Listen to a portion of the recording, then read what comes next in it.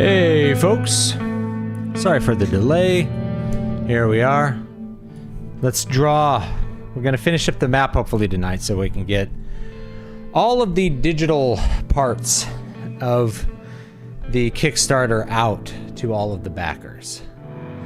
That's my plan for the day, so we'll see how well that goes.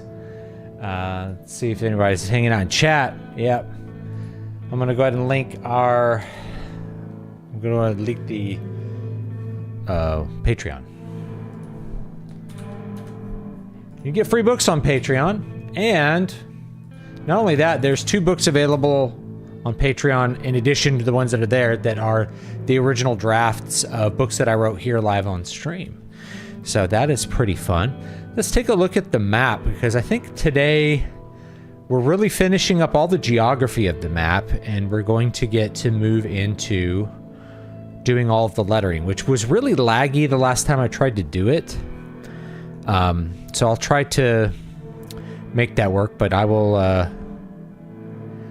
I'll show you guys what's up here real quick. Where is it? Well, we listen to some music here. Sorry for the delay. I got a guitar. I got a new guitar. Little pawn shop deal here, and it came with these robotic tuners. Let me show you these things, okay? So these are not very popular, but I was like, before I rip, I had a, you know, I got a deal on this thing because basically no one was buying this guitar because of these. Gibson used to ship these robotic tuners on a lot of guitars. And so they're not super well loved in the guitar community for whatever reasons. But I found that there's other players that use them, like not on Gibson guitars. But Gibson players don't like stuff that's non-traditional, which is really funny because this is a Les Paul traditional, which is anything that's pre like 2012 or whatever. It's a Les Paul standard, so it's the same spec as a regular Les Paul standard. So if you buy a Les Paul standard now, it'll be a Les Paul traditional from between these certain years. It's kind of weird how that worked. But anyway, it's the least traditional Les Paul traditional you can think of. There's like a weird brass nut, which I think is cool. That's a really good upgrade. But again, Gibson fans are like, that's different. I don't want it. It's got robotic tuners. That's different. I don't want it. And I will tell you that the robotic tuners are not fun to use if there's no battery for them. So the battery was dead. And I was looking, I was like, you know what? If the tuners don't work, I have a whole set of Gibson factory tuners just like sitting in my box of guitar stuff. I'll just put those on there. They're the correct tuners for a regular Les Paul. So it would just be, it wouldn't be factory normal, but it'd be like a normal guitar. So anyway, I got it at a pretty good discount, I think. And plus it looked thrashed. Everything looked all corroded. I took everything apart and got it really clean. And boy, it's a really beautiful guitar. There's wonderful flaming on it and some really nice subtle grain and colors to it. Really great top. Really cool guitar. Awesome guitar to play. So anyway, I just got FedEx delivered a battery from Germany because the company that makes the tuners is still around. They're called Tronical Tune, and you can buy the tuners from Germany, and they still work and they're still good. So I was like, well, I got to see if it works. So I turned it on, and it started sensing things. It thinks it's in tune. Maybe I'll bring it up one. See, then it starts going. Tuning stuff to put it in tune. I think it's in like an E flat tuning right now, but I'll mess with it later. But it's cool. Like it works. I'm like, okay, the little servos and stuff still work. I can think of lots of cool things to do with that, where like you could play a piece and switch to some other alternate tuning, like Dad Gad, like halfway through the piece, and do it that way. So anyway, what's up, Adrian? Hope you're having a good day. Let's hang this back up. Draw some fantasy maps.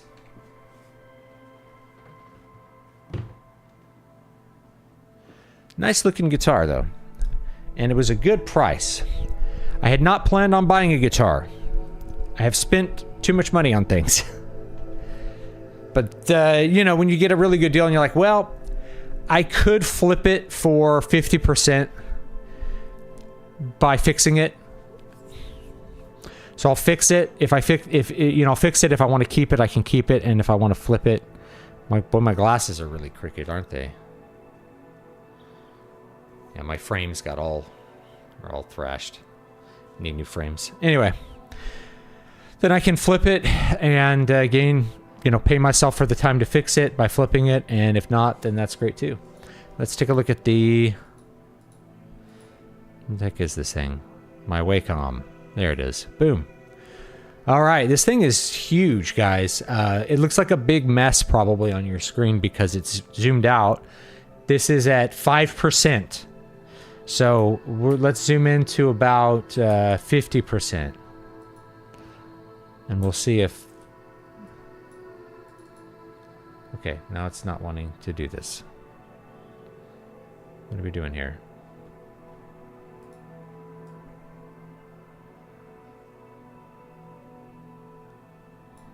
There we go. There we go. All right, so I was filling in this stuff over here, which is going to be like the Northern Wilds.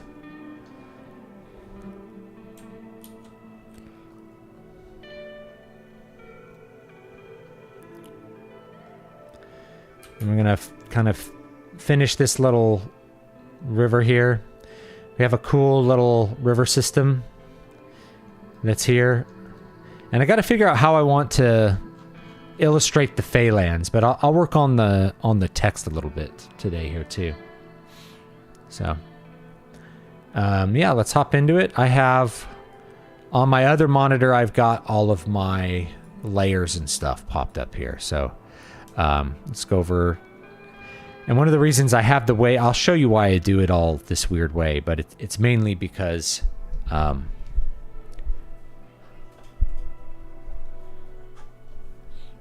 it allows me, if I need to put effects on any layer to like darken it, or, I could put, make the lines thicker on an entire layer, an entire feature on the map to like make it pop more.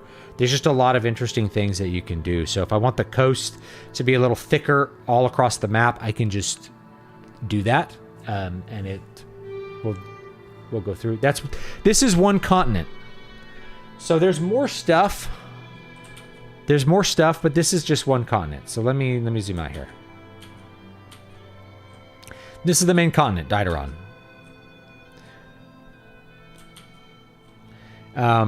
Water of Awakening takes place right here. Okay. City of Silver is just in one town here. Second book is here. Third book is here. Fourth book will be in the mountains here. Fifth book in here, and sixth book is going to be actually like an interesting thing over here. Yeah, Needle Ash is right here. King Leper is right here. Prince of Dusk that I wrote live takes place across here. So pretty interesting. This is where like the Dryson live, my orc kind of race that lives kind of separated from everyone else. They have a big imperial structure over here. Pretty fun. And then, you can imagine some things down south. You can imagine some things to the west. We can always add lands if we want to. That's the beauty of doing your own thing. You can just like add some extra stuff if you want to.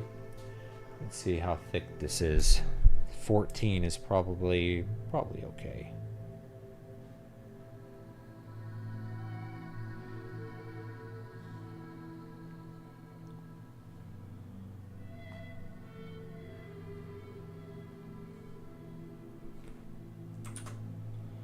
I'm just going to kind of finish off these little coastal lands here.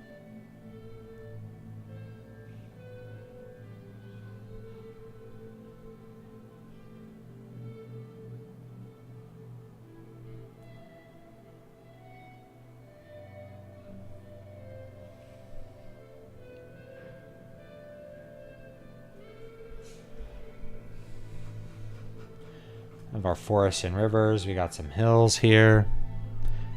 Good stuff. A lot of fun. I'm going to add a little bit to these mountains, I think, to make them a little more kind of big. And I kind of want to add a little bit more to this forest. I feel like this forest needs just a few more trees right here to kind of finish filling it out. You can see, like, my sketch layer, I wanted it originally to be a little bit bigger. So.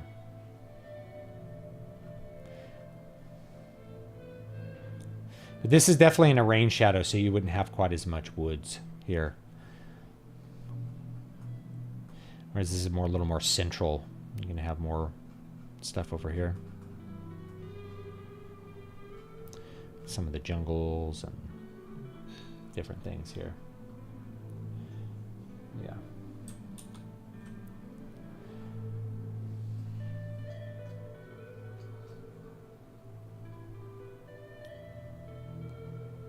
Let's add a little bit more to this one here.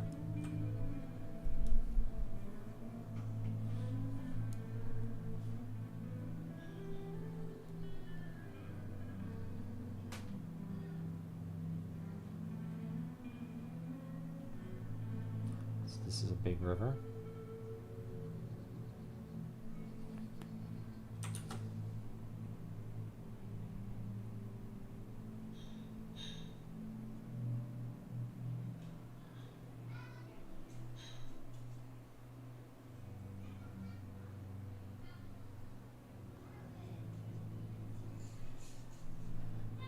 Settle right here.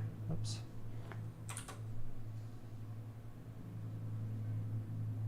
There we go. Nice. Just go over that a bit. I also need to draw one more like coastal line. It's going to kind of go over everything here.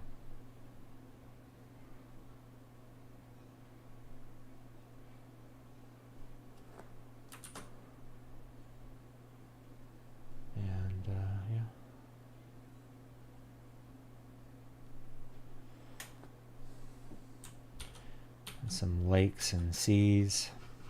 Got this nice big inland sea here. I'm going to extend some of these rivers, I think, to make them a little more realistic for how I think of them.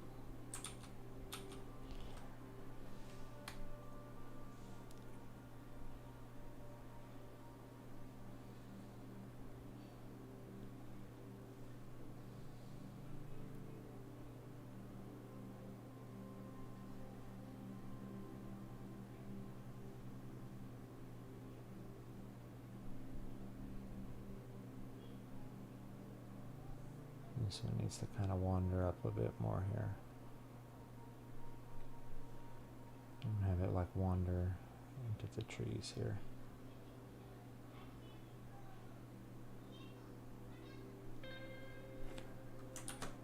I should just have a tributary that goes kind of up there like that.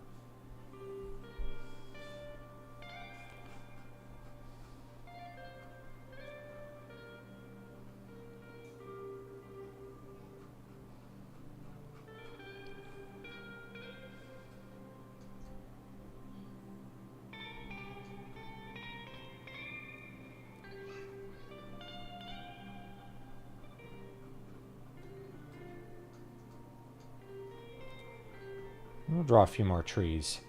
Then really we need to like be doing the, you know, the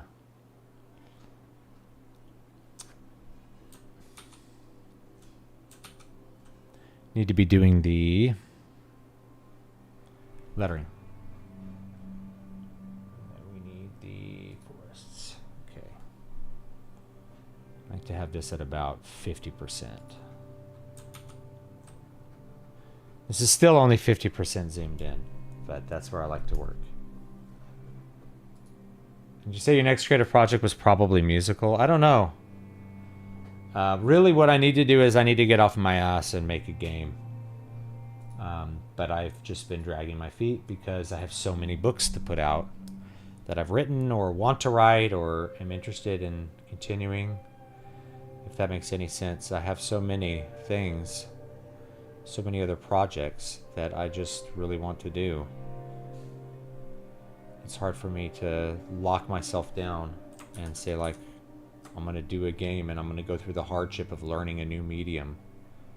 And But it's exciting. Like, it's exciting to do something new because, you know, because you suck at it, if that makes any sense.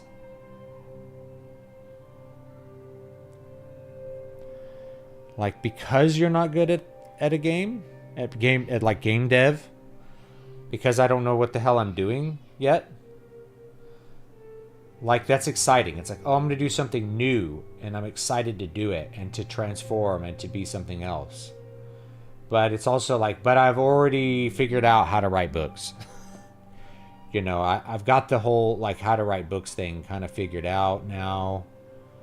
After doing it for 10 years, I feel like I'm pretty good at it. I know how to put books out. I know how to make a little bit of money with the books. You know, I'm pretty confident about what I do with the books and what kind of stories I want to write. You know, books feel easy. They're a very safe choice.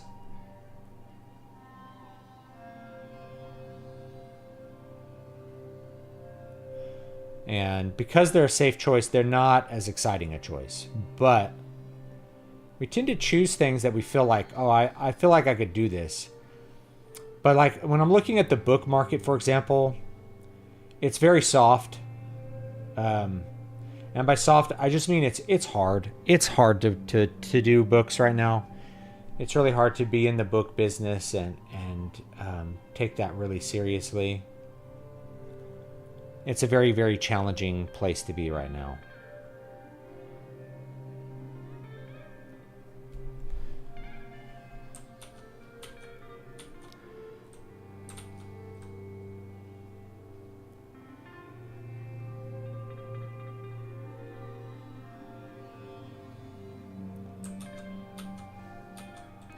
Draw a few more like lonely trees out here. I also have to be real that, like, I think our society and certainly the next few generations, they've kind of been driven out of the book market by education and a whole bunch of other things. And so they're not terribly interested in books.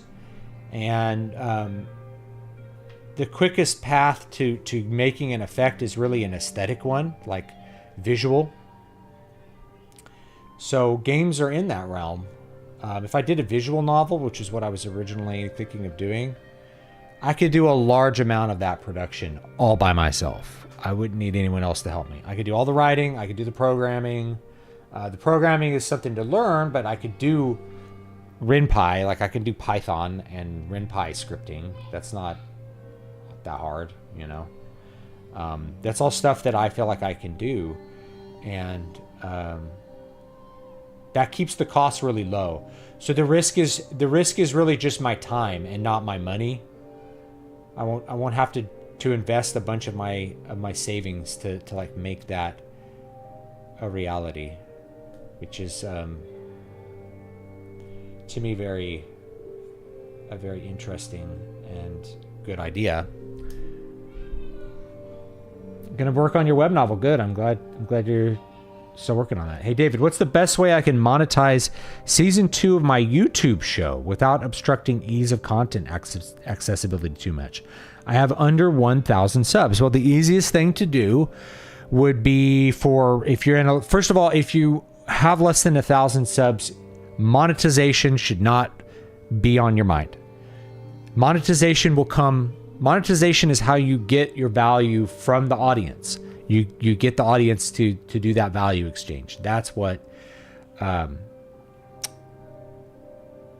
that's a later thing. You need to worry about building your audience. If you're looking to monetize with less than 1,000, you really need to be looking at ways that you can give value to people, to some of those 1,000 people that they really would want and need. So if you're trying to monetize a YouTube show, you could do donations. You can do pay money to call in. I don't know what kind of show it is. You can have pay money if, let's say, it's a fiction show of some kind. I don't know what your show is. Have you ever tried RPG Maker? I'll get to that one in a minute. But like, if you're doing, I don't know, like a radio drama, Well, I'll name the character after you if you make a Patreon tier that's $100 or $50 and you get a character named after you for that month. For $100, it's a character that we kill off. So you just have to find little ways that people will want to trade that value to you that are not, and then when you make it, you need to sell the Patreon, right? I linked my Patreon. You can get on my Patreon. I told you what's on it. You get a free book every month. You get copies of the books that I wrote live. In fact, what I'll probably do is collect them and I'll have them as a subscribers only first draft edition. So the posts come out every week and then you have access to those paid posts, but I'll probably go ahead and collect them all. They're already in one Word document. So I'll just put it up as like, this is the first edition, first draft. So you get to read the first draft if you want, if you're a subscriber. That way people can just download it instead of having to like go through all the posts. Same thing with Substack. I mean, just like make a giant Substack paid post. It's $5 to look at this post and it's 115,000 word or however long the book ended up being. 115,000 word post. It's an entire book that you can read. And maybe have navigation links or something at the beginning to kind of help with that. I don't know. That's an idea. So anyway, my point is you got to find ways that you can offer value to people, and then you need to tell people how to get that value. Go to Patreon and make sure you are subscribed to the Patreon. Get access to the Patreon. I saw Phil McKnight has like a weekly or monthly guitar clinic, like how to repair your guitar and stuff like that he does for members only.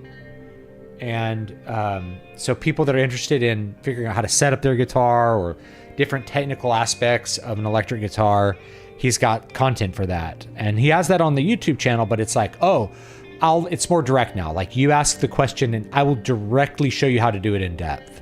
Because YouTube doesn't want to show a 1.5 hour video on like how to dress frets, just for instance.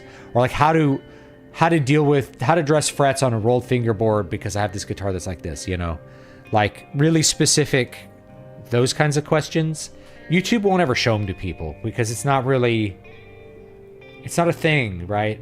So you get that extra level of stuff. I tried that with Patreon. I was like, I'll have a tier that I'll look at your fiction. You can come in for a masterclass, but people didn't really want that. They really just wanted to buy my fiction, which is great. So I gave them opportunities to do that. There's lots of ways you can do it. And notice I didn't mention advertising. So I'll just tell you, most of the offers you get for advertising are going to be scams. When you don't have even when you have a high subscriber count, most of them are scams. Anything less than 1,000, someone trying to advertise on your channel is probably not going to give you a lot of money, and that's okay. You can do an ad read if somebody, hey, can you do an ad read for, as long as you feel good about the product. Like if it's an ad read for an online casino, you kind of have to decide how you feel about that, I guess. But you're probably not going to get a lot of offers for that, and you can't monetize your channel on YouTube at that point. Nor would you really get much from doing it, right? If you monetize with 1,000 subscribers, and let's say you're getting the regular engagement that bigger channels get, which is less than 10%, so 100 views per video, let's say, it's not going to add up to much. You're going to get $10 a month, $15 a month, which it's really nice to get. When someone pays me $5 for my Substack posts, I really am grateful for that. I haven't put out a ton. I've taken my foot off the gas the last couple of weeks because I've been focusing on this stuff, but it's great. Like that $5 actually matters. The $5 for the super chat, that really matters to me, but it's not something that you need to worry about right now, if that makes sense. You should instead worry about, how do I maximize my audience? How do I build my audience as big as possible? If you build your audience big, then it's really easy to monetize it afterwards. You just have to have a product that the audience is interested in buying, either a sponsored product or like your own product that you're selling. So, a book or, the Patreon with some extra content for people. I don't do a ton of bonus content.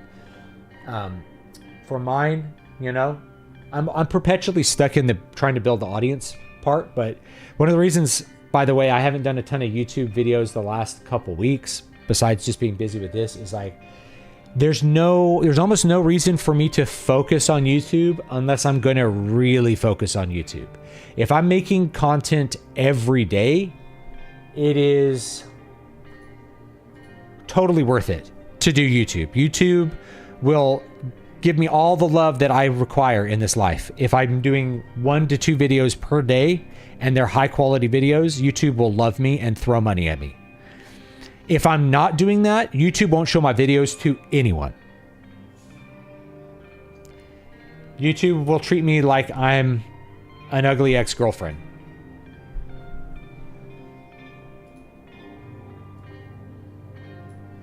About 12 for...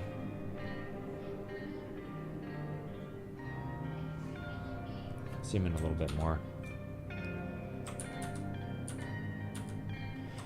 This little swampy area here.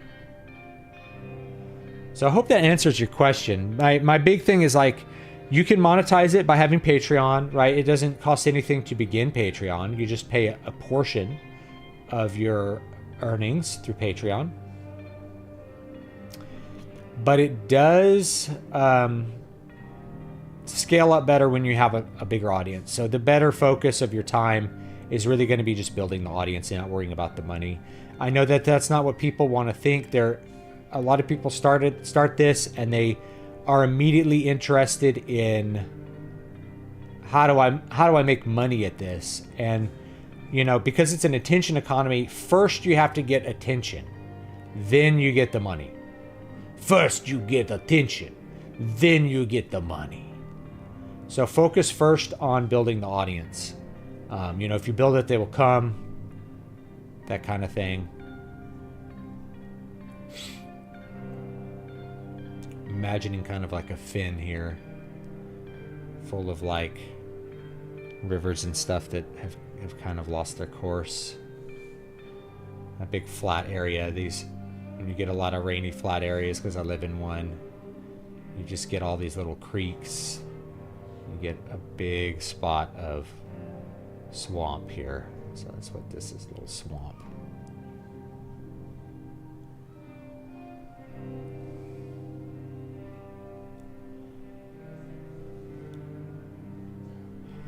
Big flat area. Yeah. No problem, dude. Mr. Daily What's Trending videos. I need to do those again. Those were a big hit, believe it or not. But then I got COVID, right? I got really sick from COVID and I had to step away for like, I was really sick. So I didn't make a video for like 2 or 3 weeks. And it was a first wave of COVID. So it was actually really, really bad. And I was like, people are like, it's a make-believe disease. I'm like, try getting it, dude. I was coughing up blood. It was like a really bad flu. It was as bad as any flu I've ever had. After getting it, I can totally see how somebody who was like old or really fat or just in other kinds of bad health, like they had diabetes or, you know, they were a cancer patient or something. It's like this would have been really dangerous for them. But the flu is also dangerous. People point that out. I was like, yeah, this would have been really dangerous. I could easily see how if you were like if you were overweight, you could have ended up in the hospital. It was really, really unpleasant. My whole family had it. I had it worse than anybody else, and I never get sick. I shouldn't say that. I'll call down some sort of divine retribution for saying that. I rarely get sick, and when I do get sick, I'm usually the least sick of people, right? I usually just don't get sick from it. So anyway, yeah, the daily trending stuff, I would love to do that again, but you know, the idea of something trending has also changed quite a bit. So trending is more for like the user, like on the X has been really re-engineered. Twitter, I should say, has been changed from when it was just Twitter to where you were seeing everything that was trending, where they were engineering to a large degree, like what was trending and what wasn't. And now it's more for you. It's like your personal algorithm for like what they think you should see. I wonder if I'm drawing these the wrong scale. Let's check. It might be. Let's see what I've drawn somewhere else. They're roughly good. They're roughly the same. Close enough. All right, let's go here.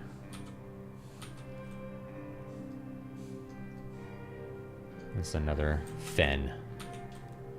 A reeking fen of disgustingness. So, yeah, the daily trending videos were really fun, and they really nailed the algorithm with like easy content, right? You could just do, and this was before there were YouTube shorts, and this is like before TikTok had exploded. So I could just do it as like a YouTube shorts / TikTok thing, figure out how to upload to those. I really hate TikTok and I don't like to use it, but I'm not opposed to using it for my own gains, I guess. If that makes any sense. The river's here. This river needs to go up a little further here.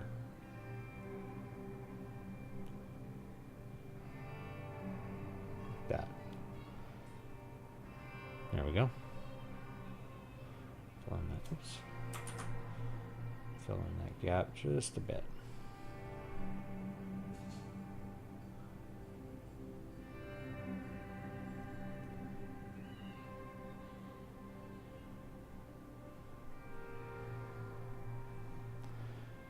There we go. Does look nice. Let's go back over to our little features here. And we'll keep drawing our little swamp.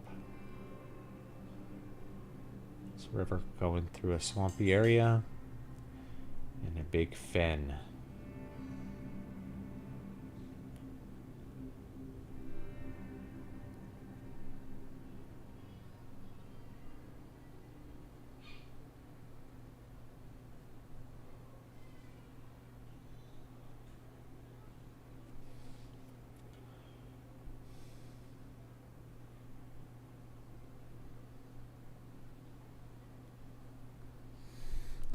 Nice little fen there. See, I've just done some sketch layers where I'm like, I want this kind of thing here, you know. Like, and anywhere that I'm like, you know what, that would probably be like a swampy area right there. You know, I could draw something. Like this is like a fjord in the middle here. That's not really like going to be a swampy kind of area. But you might have like some kind of swamp right here. So I'll put a little swamp here. And then we'll be done with our features pretty much. And we can attempt our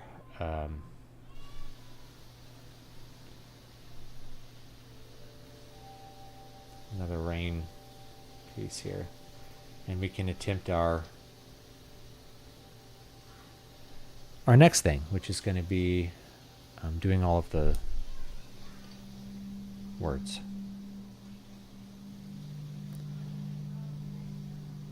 I think I still have to come up with some place names. We'll figure it out today.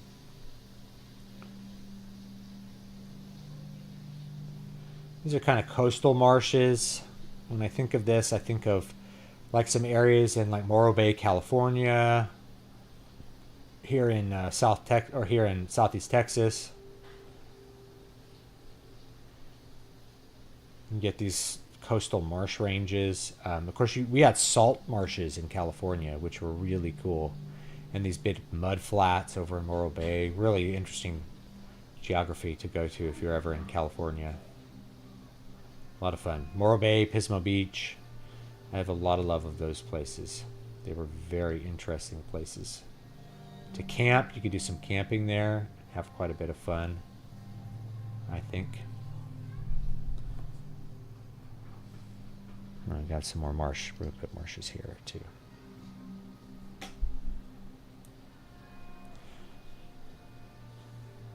Marsh there, marsh there. The forests were absolutely brutal to draw. Like, I have never been more worn out as an artist than drawing tiny little trees, cute little trees over and over again. I've drawn thousands of trees at this point, and it's not... I'm like, okay, I have to find a better way to represent forests. If I was doing a color map, I'd just make them, like, dark green or something, you know? That's a bad one. Let's not do bad ones.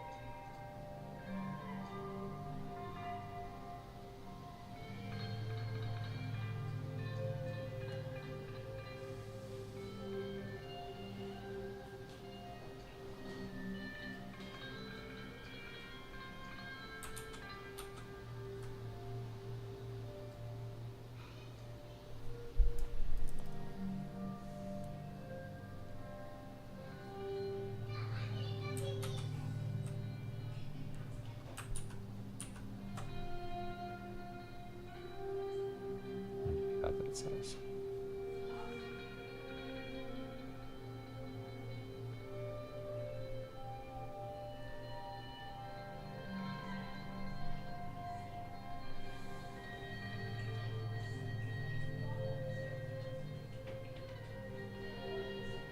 Didn't like that one. Come on, you can do better than that.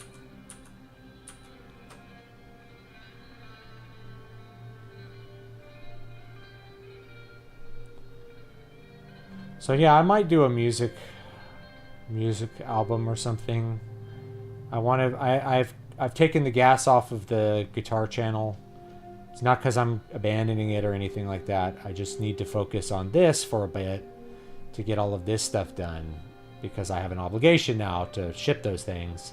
The books are already shipping, so if you ordered a book, it should already be shipping. I just really want to deliver the digital products in the next couple days to everybody.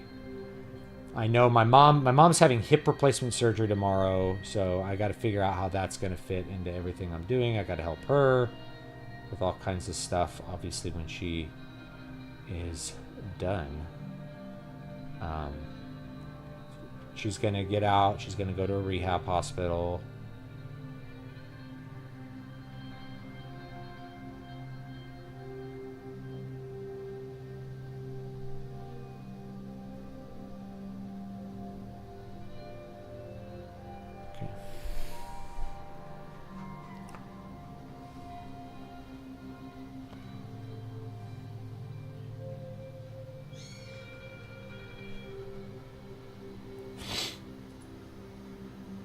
Spent 4 months in rehab for my broken ankle.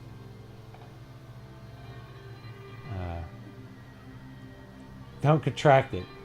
Around many truly old people, didn't contract the COVID, which is good. I think, a lot of people have some theories about COVID, and one of them is that we actually had it. It had been here a lot longer. It had been here a lot longer than they wanted to admit. And, that strikes me as a strong possibility.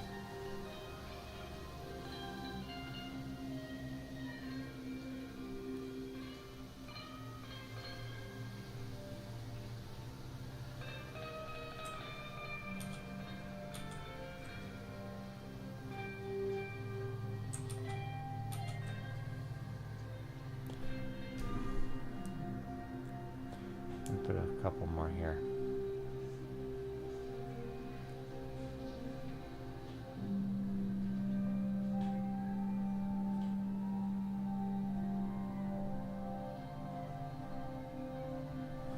Okay. Zoom out, see if there's anything we're missing. The only other drawing thing I might do here is I'm going to put another coastline around here to really emphasize where the ocean is. It looks fine the way it is right now, like you can really tell, but I think another one would help a lot. All right, so let's hop in here. I'm gonna maybe change my window situation around a little bit. Rehab's basically fairly nice old folks home for those unwilling to take care of their elders. For us, it's more like she needs multiple times a day. You're gonna need like some physical therapy to help with that new joint, and then we felt like we really encouraged her to do it because we felt like she wouldn't do it as much at home. She'd be more inclined at home just to like sit around and not end up not healing as well, if that makes sense.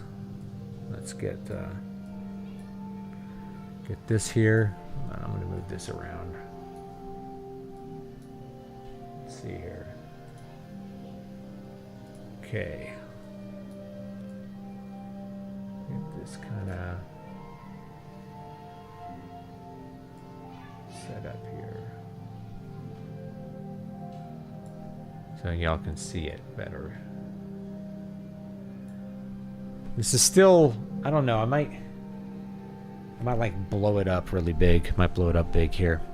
Anyway, let's make some... let's do some text. So I have some text here. I don't know what layer 9 is. Oh, that's... I don't know what layer 8 is. Oh, layer 8 and 9 were just things to help me do the scale of the trees correctly. So those can go away. All right, so we have some text here. I could turn off the sketch layer. I don't know what this was. Oh, that's more sketch layer, right? My initial sketch layer here. Okay, where's my tools? My tools are off site here. Here we go. Okay. There we go. So, and then go in here. I'm gonna get the big ones here. Let's click on this, and then we should duplicate this. All right. The Fey lands. I really want the to be smaller, so I'm just gonna write Fey lands. All right, there we go. Make this nice and big. Boop, boop, boop.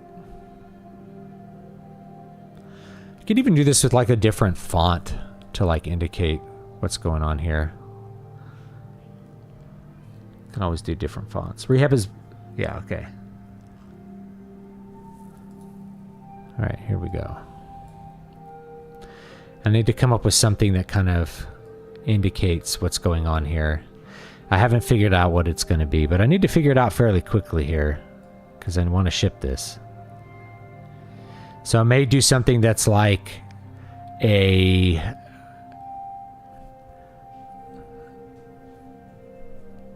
a dithering layer or something. What do they call those? A halftone layer. Might do some halftone work or something.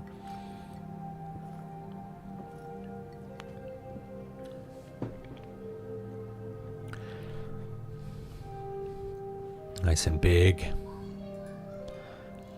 Okay, let's click that. That's good. This is, again, this really likes to lag. So I apologize. I don't know why. I don't know why the text part of this is so laggy. Something I might try, if like the lag is starting to really just drive me too nuts, is I will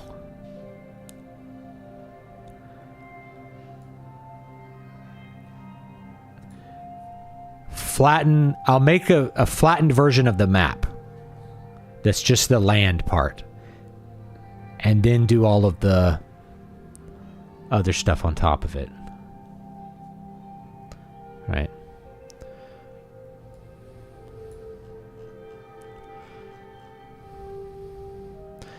I haven't figured out how to like do this one. This has to get in here somehow.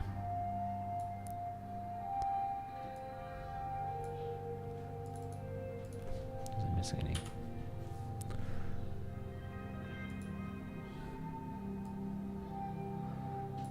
And I don't know.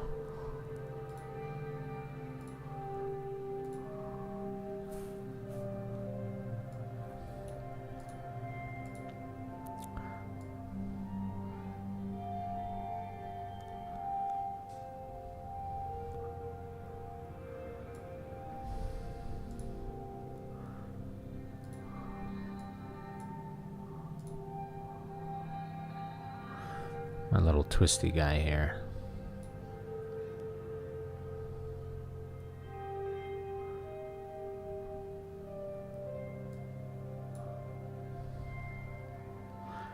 Could also do it like this.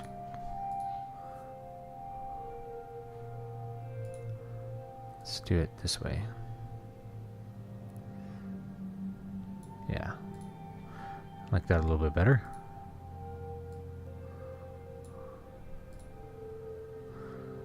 And set up a bit. Yeah, the lag for the letters is just way worse than I'm used to. I'm wondering why it's getting drugged down so bad, but I don't know. Come on. SNES had Mode 7 graphics. Why can't this? Alright.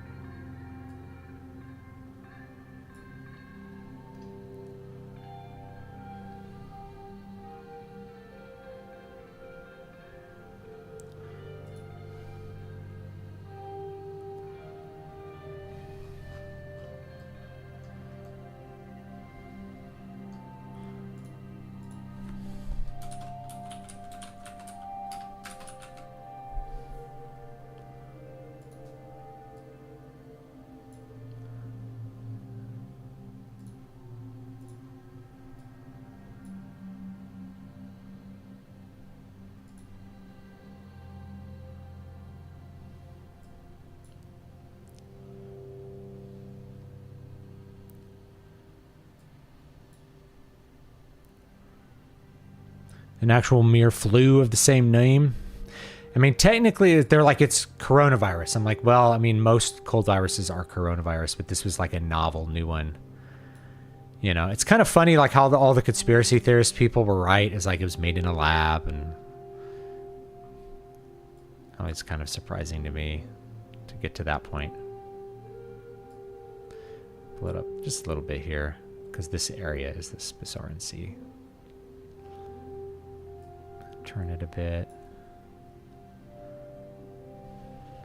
Okay, and we will blow it up a bit.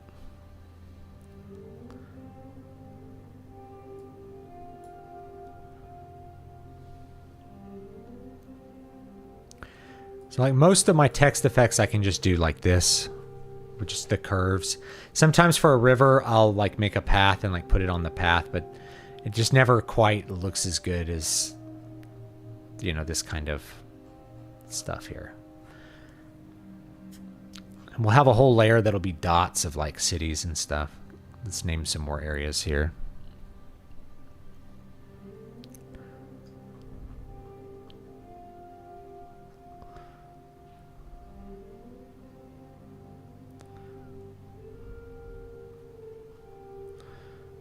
Yeah, I think I had this as Strictania here.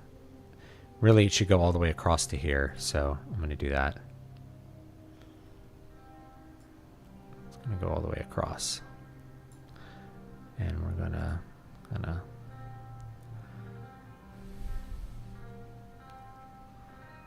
turn things this way.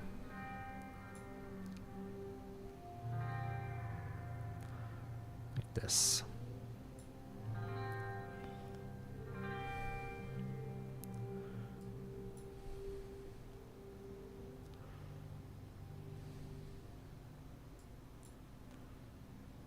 Another thing I can do, like if I don't want it to look too imposingly big, you can go in here and we find this, and we have like a horizontal spacing.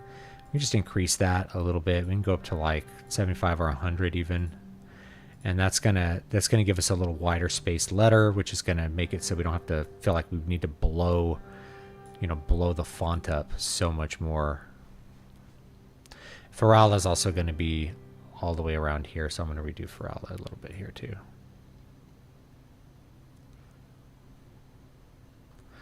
Perfect. Because Ferrala is not like a little mincy country. They're a serious country too. So this, we're going to do it the other direction.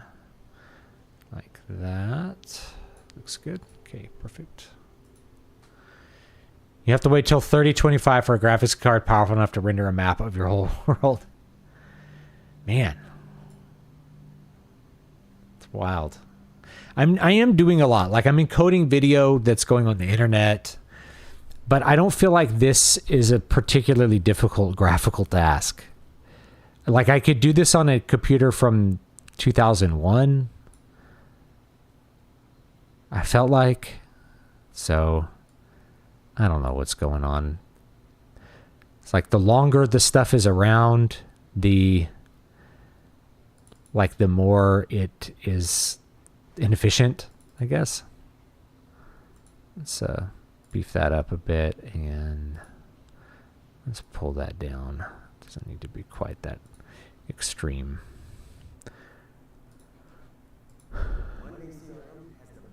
Here's a nice little ad. There we go. Let's get the F in the right place. Never been more ill than a cold except when sitting with my brother through viral pneumonia. Wow. Yeah, viral pneumonia. I mean, pneumonia is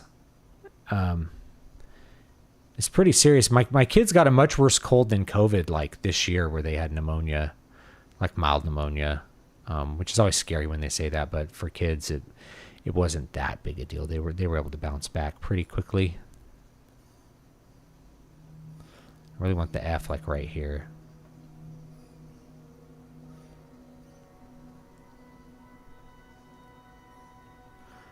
And I'm going to pull it out this way.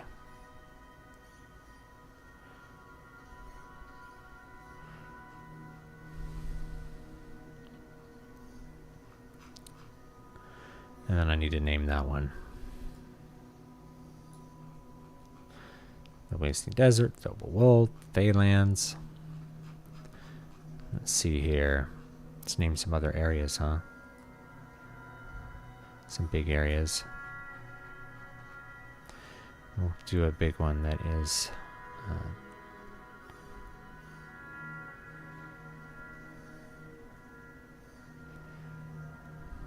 let's do one that is country. Yeah.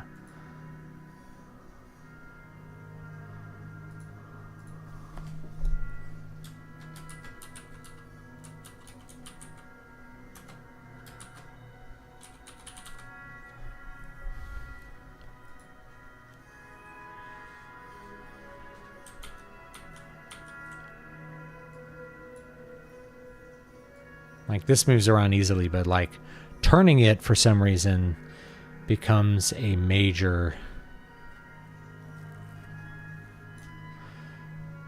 computational task for whatever reason.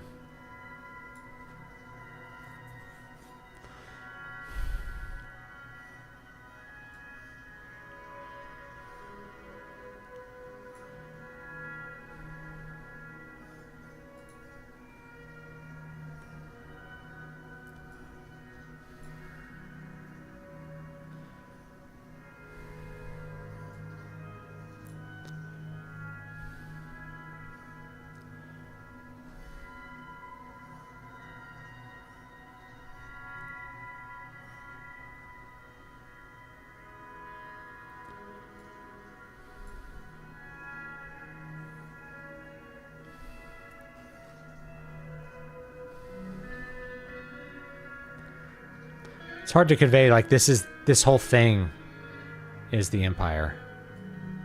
Maybe if I turn it like this way, so we're kind of like going across all of these lands.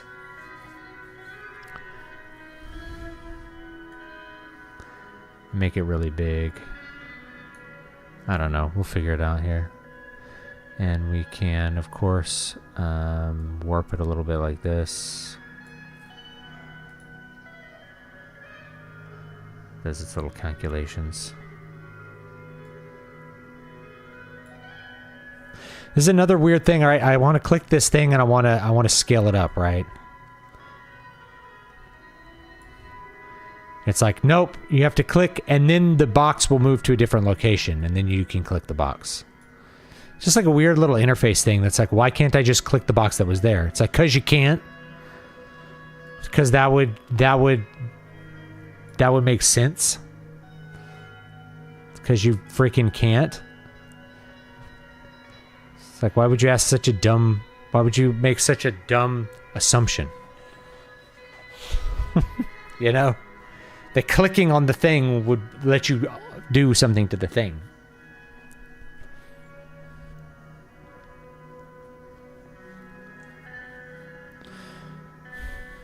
Alright. Let's find our region text. Click that. This kind of will automatically do some different things here.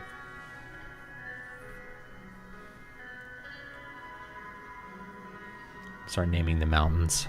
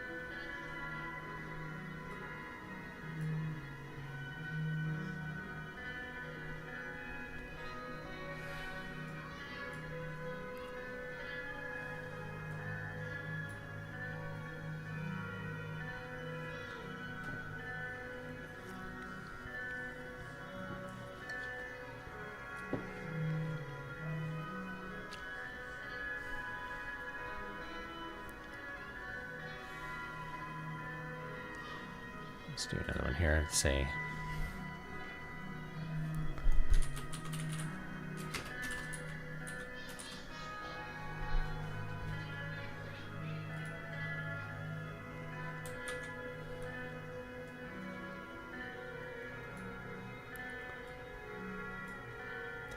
I'm excited to make some music with the new guitar, though, that's for sure.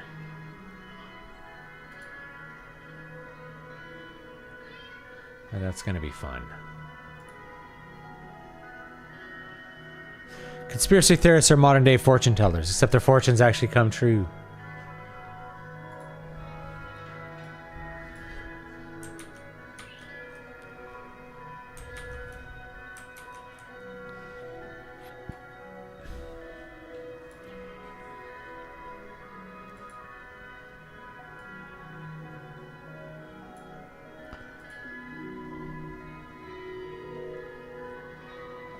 Click that, then the box jumps places.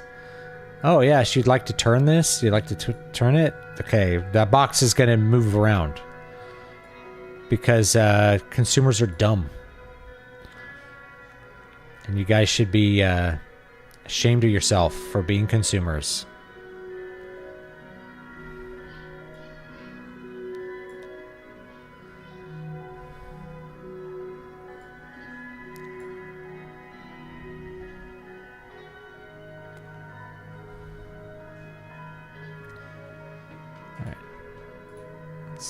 Make that a little bit straighter.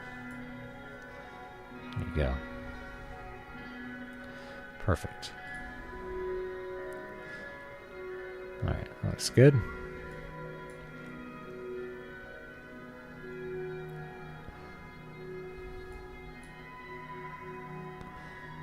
Okay. Let's see if there's other stuff. Oh yes, we have some C's down here. Let's put a C right here. We have the data la C.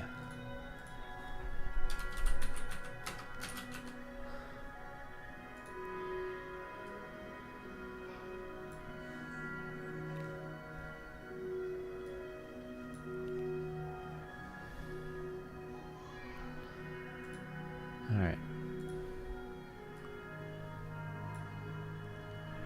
Scary thing isn't that conspiracy theorists are brilliant. It's that all the experts are so evil and corrupt lately, they're making the nuts look sane. Yeah. Well, here's the thing is like, people talk about experts. I'm like, experts have not had a great 8 years. And, you know, they just haven't had a great 8 years. They've been wrong about everything, it feels like. And I remember talking about global warming these 9 years ago. And people were like, global warming's real and global warming this. I'm like, the experts on climate change have never predicted the weather correctly. So it's not that like global warming isn't real or it's like they haven't proven it. Their predictions seem to undercut their assertion that they're experts at this, if that makes any sense at all.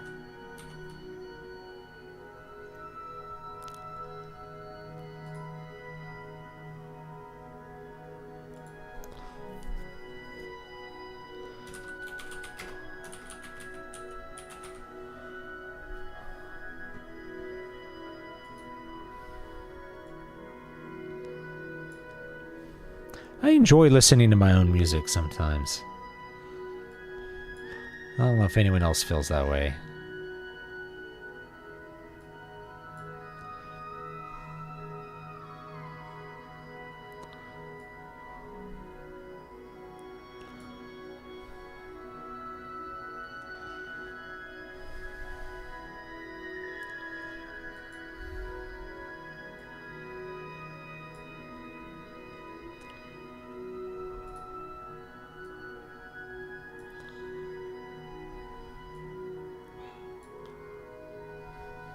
Experts are at being wrong. Well, that's the thing is that someone made this point. I don't remember who. It might have been Scott Adams. It's like the experts are chosen based on,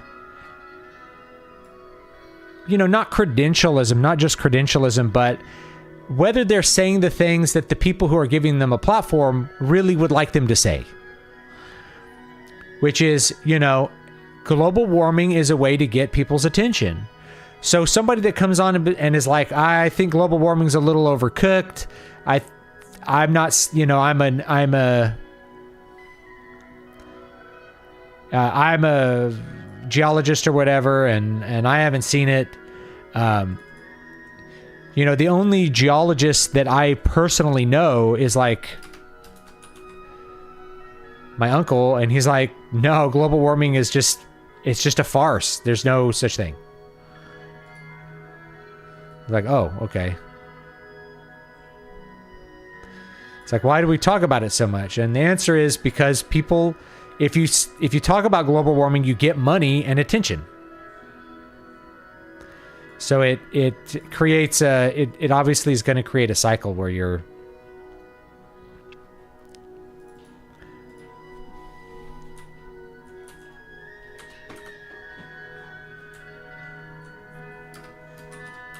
in this fun.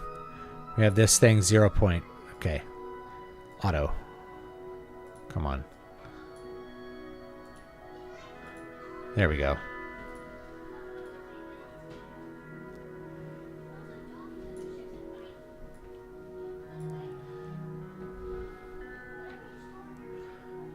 Twist it just a bit.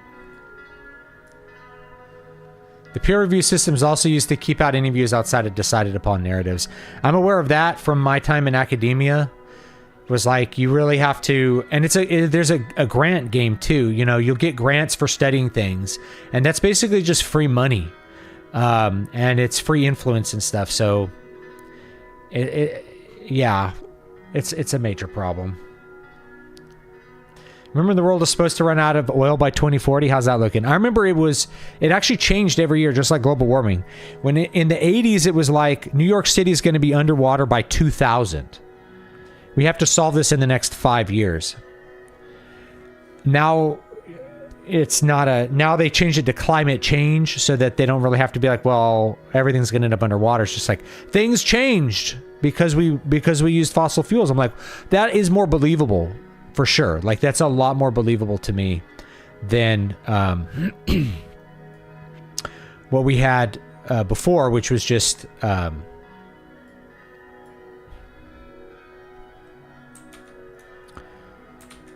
things are going to get warm and everything's going to melt and everything's going to be underwater and bad. You're bad for having a car.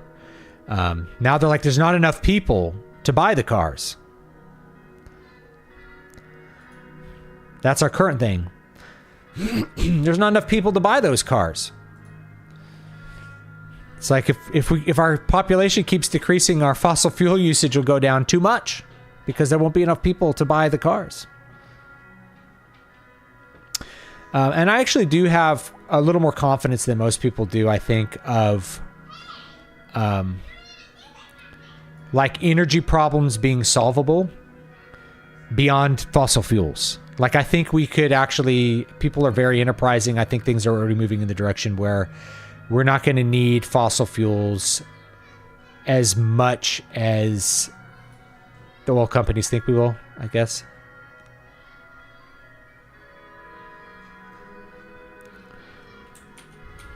All right, I think we're starting to get the big ones done here.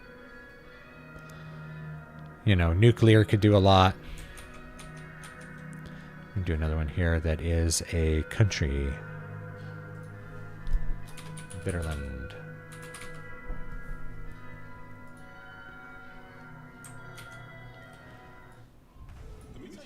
Wonderful ad here.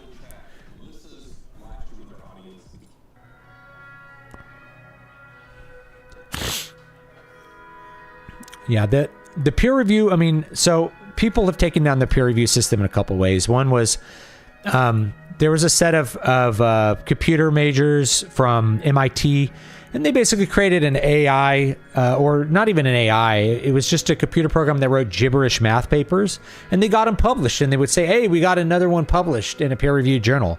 And the whole thing was like the paper didn't actually say anything. Right? It was just nonsense. It just said a bunch of nonsense, and they were able to publish it. Because the peer review system was so... basically, no one was reading these math papers.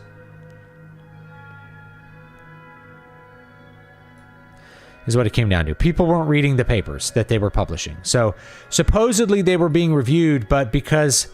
in math in particular, they decided on math because there could be so much jargon in math that even someone who's a mathematician may not be able to follow what the arguments are in a math paper.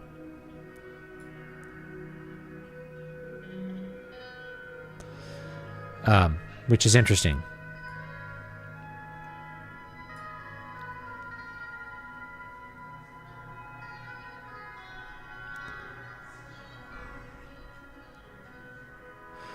All right, we got a lot of stuff here. Now I can also turn on my old maps, and this will give me a view of where a lot of stuff is. You know, so I can start putting in like mountains and stuff, right? So we got to put in our Oxbone Mountains. So let's do Oxbone Mountains right here. So we'll do Oxbone. Oops, this needs to be in the other color. Let's click it in here, and then we'll do a new one.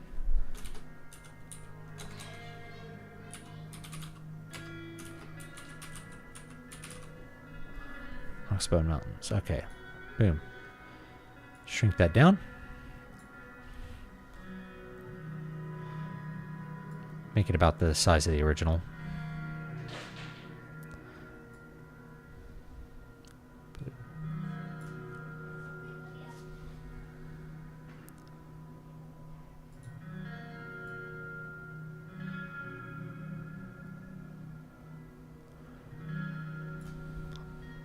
So now I'm just kind of copying the features from some of my other maps here, as you guys can see. Just kind of get it roughly the same, and then we'll we'll put in a little curve here. Nothing too aggressive. Remember, Florida was going to be underwater around this time. Yeah, no more Florida. You know, New York City will be underwater. The Netherlands will be wiped off the map. You know, no more Netherlands. Sorry, guys. Netherlands will be gone. So when all those things didn't come true, what was the response? The response was not to be like, well, maybe what we were telling you was not accurate.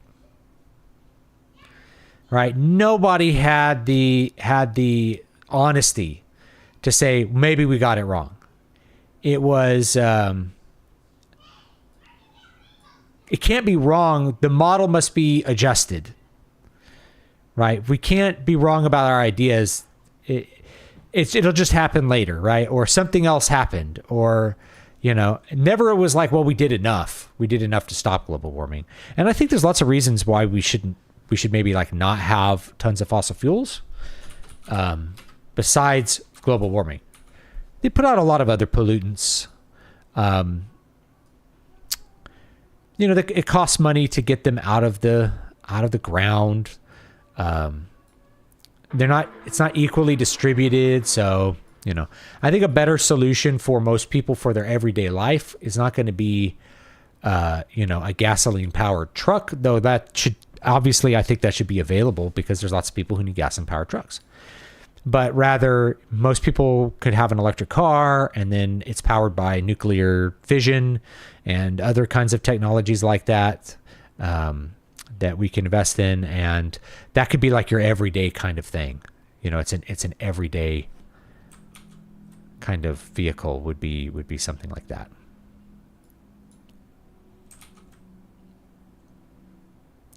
Oh yeah, California, half of LA would be underwater. LA is very mountainous. It actually wouldn't suffer that much from global warming. I lived in LA, and definitely, even me living on the beach, I was still like 50 feet above the tide line, because of how mountainous that little area is.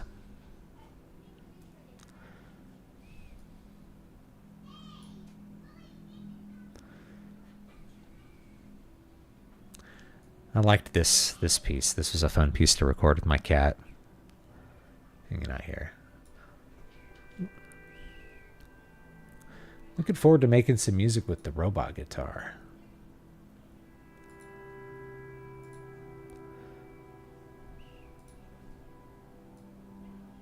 Looks like there's some trees here that I didn't put in. So I might have to put those trees in. I don't know. We'll see. I can draw some more trees. I can always draw more happy little trees. That actually looks good right there. Put that right there.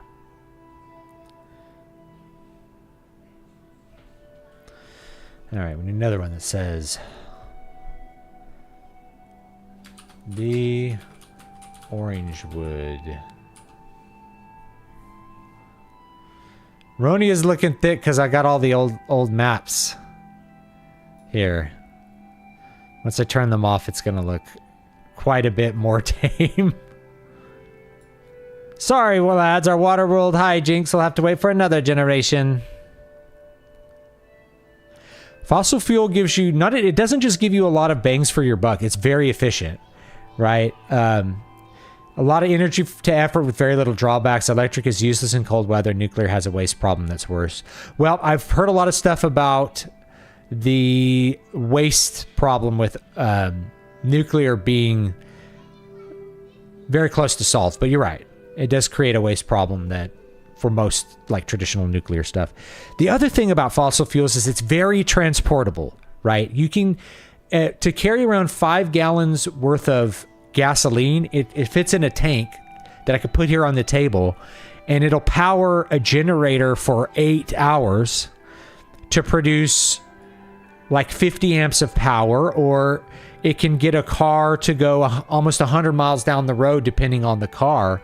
So you can transport that energy really far, and it's really usable. It doesn't lose any of its power by being transported.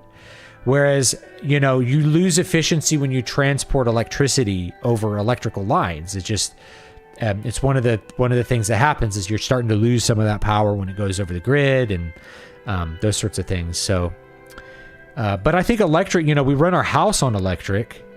I think you could, for people who are average commuters, an electric car is probably fine for them.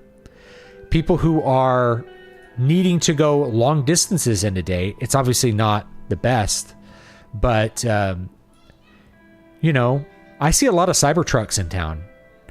a lot. And I don't think people are just buying them because they're status symbols. I think they actually like the cars, or they wouldn't be spending a bunch of money on them. You know? I see people using them. I see people like hauling stuff in their Cybertrucks. Not really like trailers. So like most of the people who are like running RVs, they're not running Cybertrucks. But, you know, I think for a lot of people, I think electric cars are probably pretty useful. And I don't think it's that controversial. It shouldn't be that controversial to say something like that. You know, that it's pretty useful for, I think, a lot of people. A lot of people are going to find that pretty useful. I'm going to do another one here. Plains of Avon.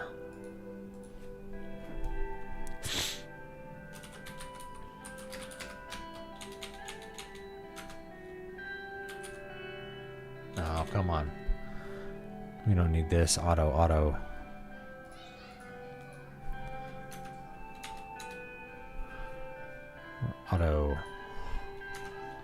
of Avon. Yeah. I wonder if there's anything to Nikola Tesla's theories on free electricity. I don't know. That is a really interesting thing to think about. I haven't thought about that in a long time. I've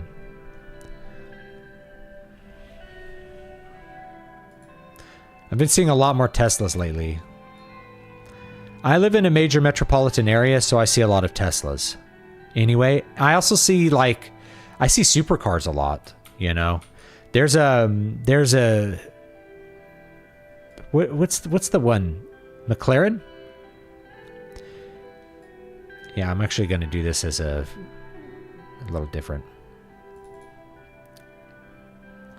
So I see McLarens. There's a McLaren dealership like kind of near my house. Because I don't live completely rural, but like it's a pretty spread out area. I'm like, it's kind of by my house. I'm like, by my house, like 5 miles away, maybe. I don't know.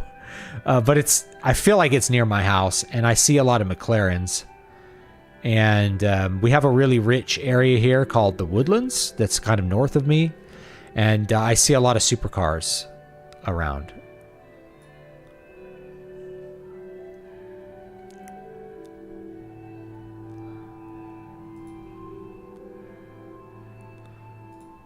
Make this just a little bit curved for that sweet style.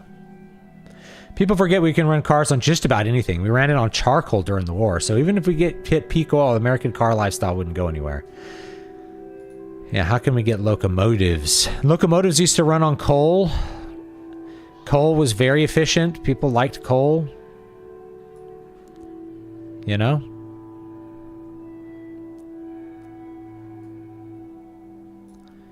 So I wouldn't doubt it. I wouldn't doubt that people would come up with a solution. And honestly, I feel the same way about fossil fuels. I feel like people will come up with lots of good solutions as long as we are allowing them to.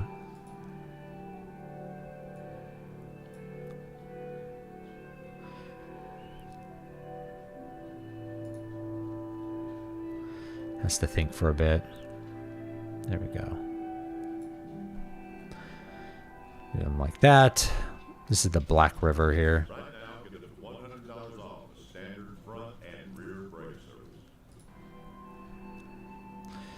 Then we got to do some dots here. Get rid of that. All right. Put a Hesborough. Hesborough, the capital, the main city in King Leopard is Hesborough.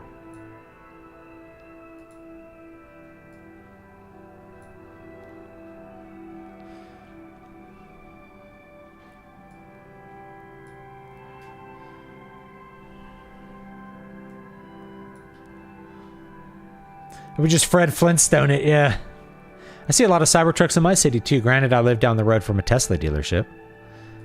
I don't know where a Tesla dealership, if we have one, is off the top of my head. But, yeah. What are the odds of the U.S. actually implementing national railway? I don't think enough states to take care of their side. We have railways. There's railways all over America. What the hell? There's train tracks like by my house. I see train tracks everywhere. What the hell are we talking about? National Railway. I don't know. People are like, well, can we transform Amtrak into something that doesn't suck? Do we want to? Is part of that question to me. Do we actually want to do that? I don't know.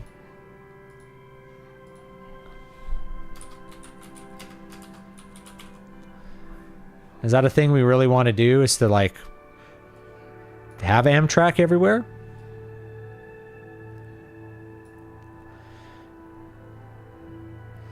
Yeah, we have, I mean, so there's things, right? Like if you live in California, you'd be like, why can't I buy a train ticket from Bakersfield to LA? I'm like, because there's the Sierra Nevada mountains there. The tallest mountain range in North America is in California. It's very tall. And if you've never driven over the Grapevine, to get a train to go over the Grapevine, it's so steep. It's such a steep ascent and descent. It'd be very difficult to make a train go over it safely. So what do you do if you buy an Amtrak ticket? They put you on a Greyhound bus and you go over the Grapevine, and then that takes you to the train station.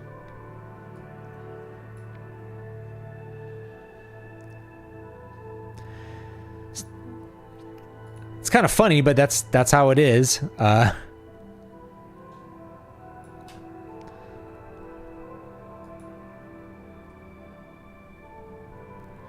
Yeah, we have railways. You can buy train tickets. They're not popular. So the question is, why aren't they popular? And people look at foreign countries and they're like, here's this area that has a 300 kilometer per hour bullet train. Why can't we have bullet trains? Well, California spent billions upon billions of dollars to build a train track that went from like San Francisco to Tulare or something.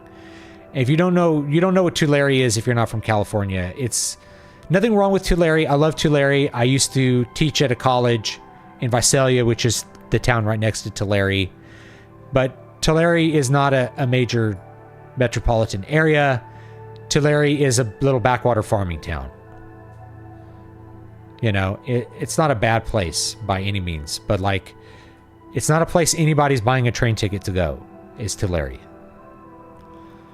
And you know, and that was like billions of dollars we spent on that. Just flushed it down the freaking toilet. You know, like here's a bullet train that goes between Osaka and Tokyo. I'm like, those cities are right next to each other and there's flat land in between them. Right? San Francisco and LA are 500 miles apart, or thereabouts, maybe 400 miles apart. They're as far apart as like the furthest points in Japan almost. And there's mountains in between them. And like tons of impassable terrain. California's very mountainous. All right, that's probably good. So yeah, it's just impractical for a lot of places in the US to have high-speed rail. And every time someone tries to implement it because they like the idea of it or they think it's going to get them votes or something, what happens? It just ends up being a boondoggle. Because the economics of it don't work. That's all. Our railroads are great at delivering freight, right? I have them running through my town. They're fine. I like our railroads. You know, it is cheaper to fly, and it's cheap. Not only cheaper to fly, but like more efficient. Ultimately, it's less effort to make planes that fly over very, very tall mountains than trains which try to wind their way through them or like blast and tunnel through them, you know?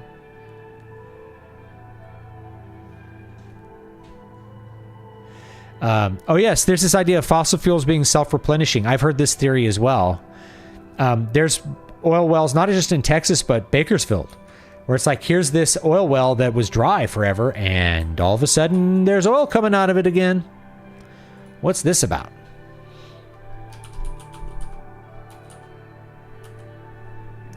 Pretty cool, actually.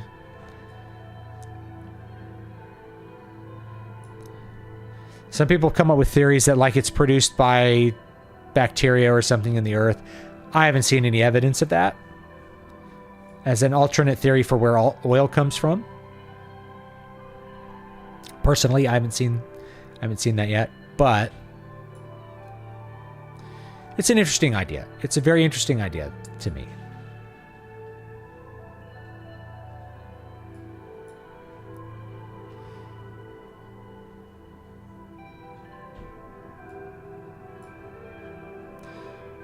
Okay.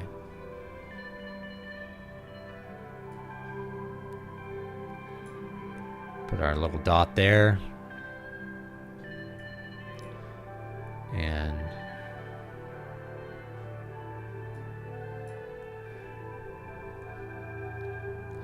shrink this down a bit. There we go. Curve it just a bit. There we go.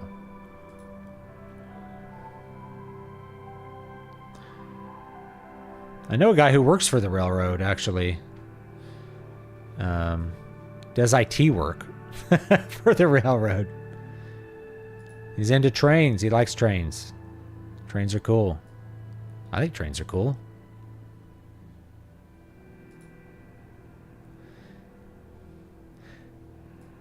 There's also like a class of man who just thinks trains are really cool. That's not me, but like I appreciate train fandom.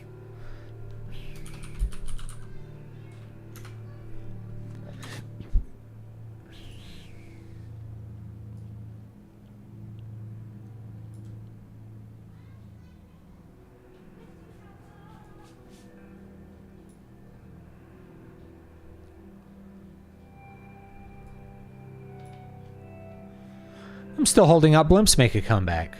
Zeppelins would be cool. I think Zeppelins are really cool. Yeah, other people have made the point like Zeppelins are actually probably safer than we give them credit for. And they could be made even safer. But it could be that, you know, planes are already really good. They're really fast. They could transport a lot of people. There's probably no economic plus to Zeppelin travel.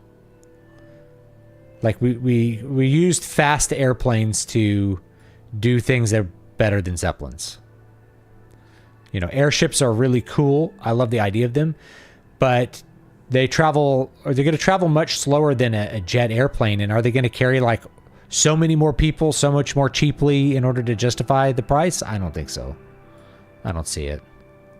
Yeah, so the reason there's hybrid ones now that have lift assisted by helium, and then they also have hydrogen, or not hydrogen.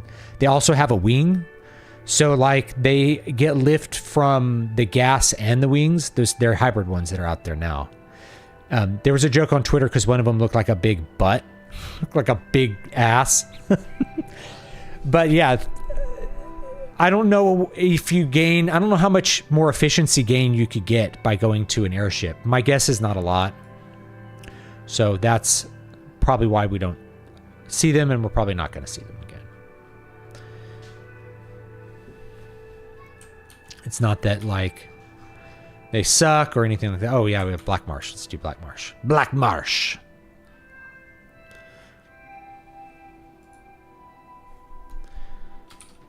Welcome to Black Marsh.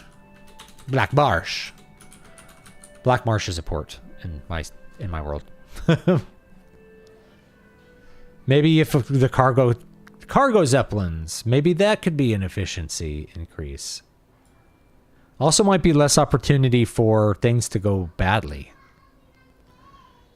The Hindenburg is an interesting case study in all of this too.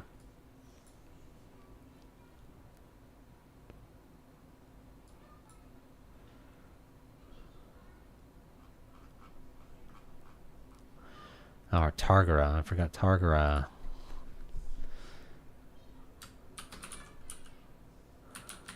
Targara. All right. Yay, Targara. This is where the king hangs out for a chapter. He's there for a chapter, right? It's a cool little village. Very nice, full of weird people that worship a weird wolf god, but otherwise, it's cool. Hear my kids playing.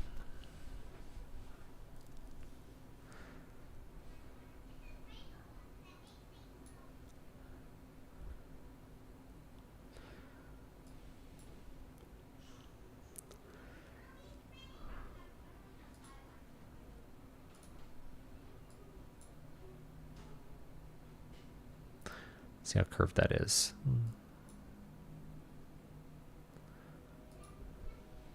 They tried using Zeppelin aircraft carriers in the late 1930s, but accidents kept happening. That's how it is.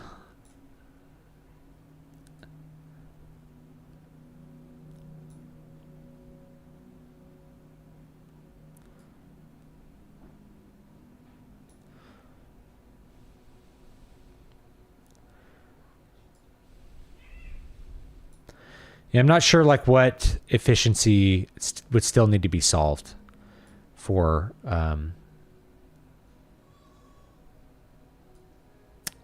and stuff to be viable. My guess is probably not really anything.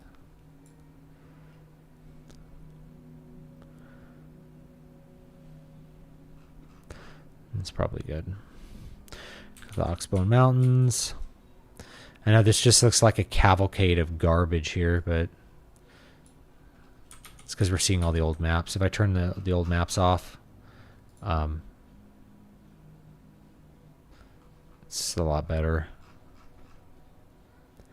I'm going to go ahead and put the dots. So one of the things I do here is I'll have a layer that's just going to be a new layer that's just going to be called dots. And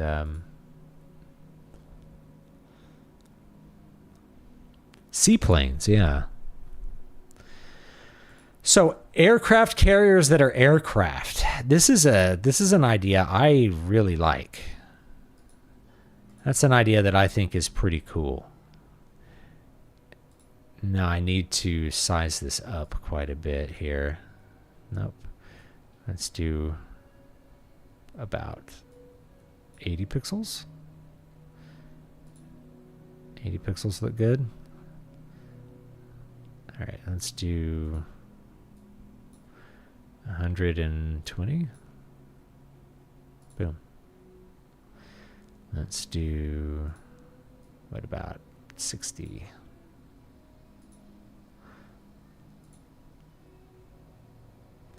And then what about 44? That might be too small when we get down there. Probably need it to still be at least 50. I can always like make them bigger. You know, if I need to. Just put a bigger dot on them.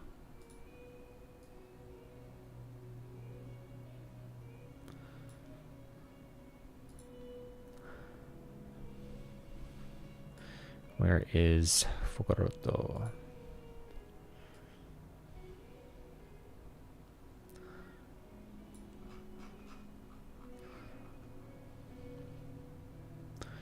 And we are gonna do 60 for Landera.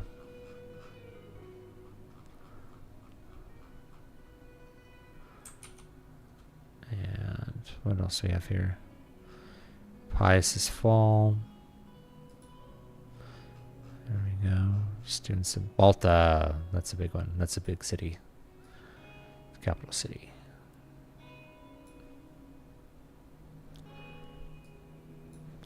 Go. Boom. Zeppelins could be good for tourist trips. It'd be like a sea cruise, but in the air. It would be interesting to see things like the Grand Canyon from the air while traveling slowly. Yeah, that's a good idea. That's a use case. But you could do that with probably our current blimp technology or those hybrid ships that I've been seeing. And that would probably be safer than a helicopter. I could be wrong. I could be like very wrong about that. But yeah, I think it actually might be safer than a helicopter. Let's see your old maps. Missing any? Okay. I'm just going to put all the dots in wherever I think dots need to be. Wow. Spisara.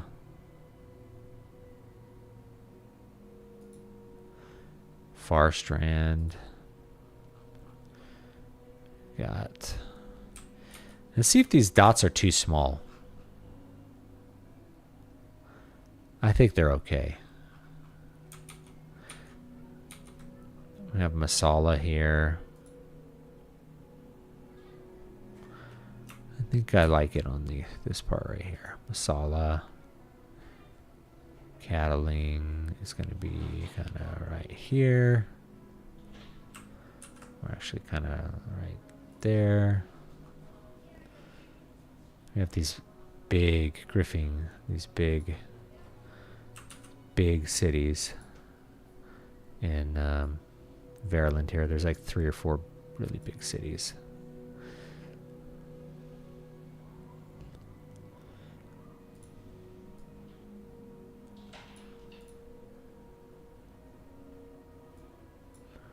See, I may want to change how I drew this.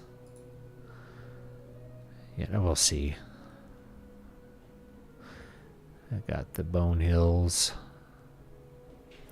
I had to reduce the detail of this island.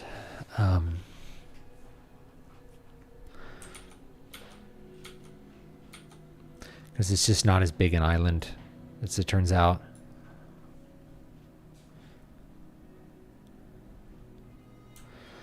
I mean, I could grab the whole island and just like whoop, make it a little bigger. There's an option. You know, I have the option here of doing that. Put some more dots here. We have Taraway. That's going to be big. Probably 100 and whatever.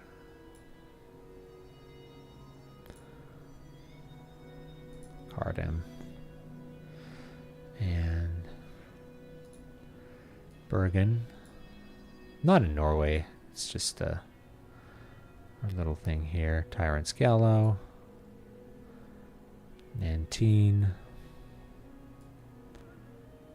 And we have here, we have Golis.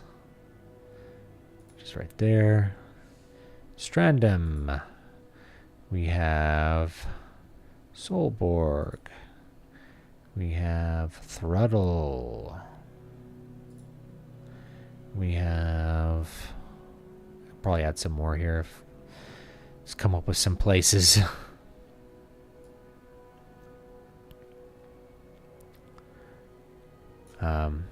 There's going to be a big one right here. So I'll just put a dot right here. Kind of in the center of this island. There. Okay. Did some dots. Let's do some more letters here. Let's keep working on the Divine Strand. Helicopters are inherently not that stable. The engine has to work really hard to keep that prop going. The main thing is, like, anytime I see anytime a helicopter crashes, it's catastrophic. There's never a non-catastrophic helicopter crash that I'm aware of. I could be completely, but it's like every time you hear about it's like a helicopter crashed, everybody died. No one survived, and it was horrific to look at. Like, okay. Damn.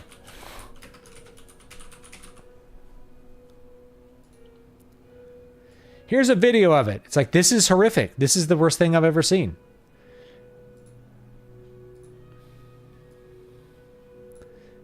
It's kind of crazy that people get in these. I understand their use in war. For sure.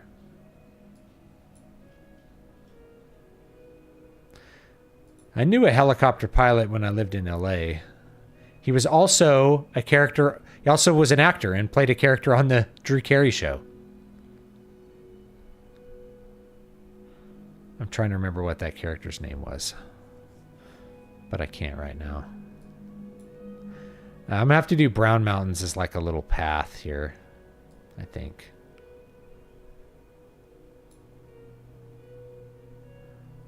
So that's what these are. Actually, we can do them as, for now, I'm going to do them as one of these things. Is it like the main big range here? The Brown Mountains. It's just so laggy to do this. It's really unpleasant, the Photoshop interface for this right now. I've never had it be this laggy and annoying to do. You know?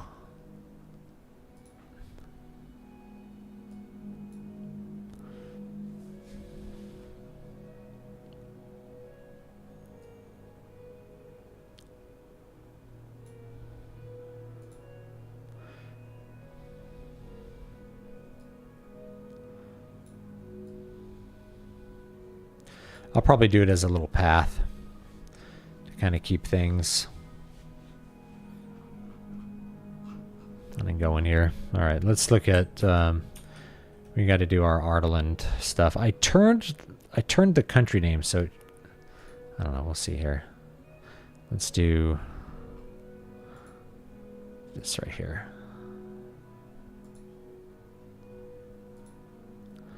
No.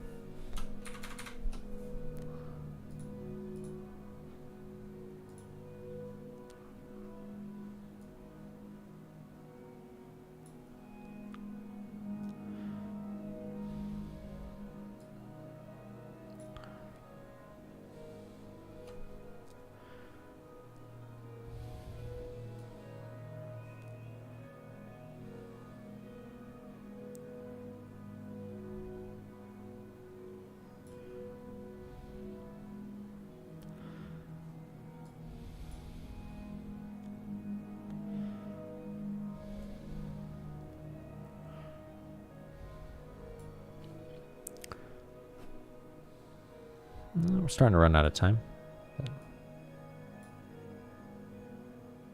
I got to get up early to take my mom to the hospital.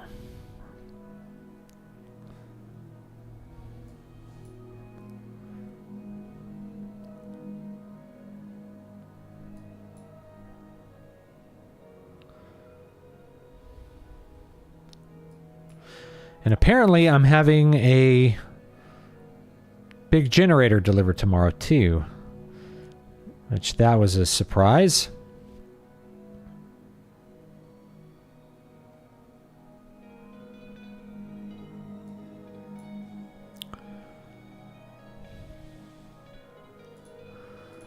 But I don't have a place to put it yet because we weren't expecting it for quite a bit of time.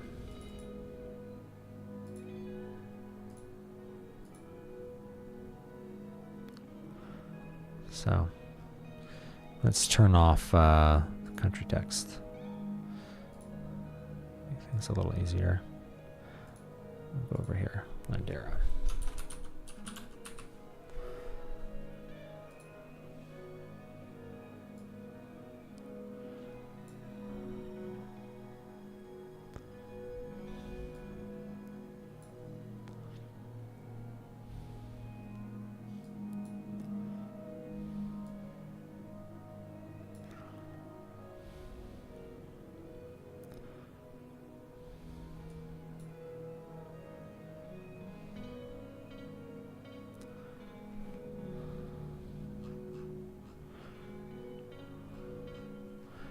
All right, Calvasaura.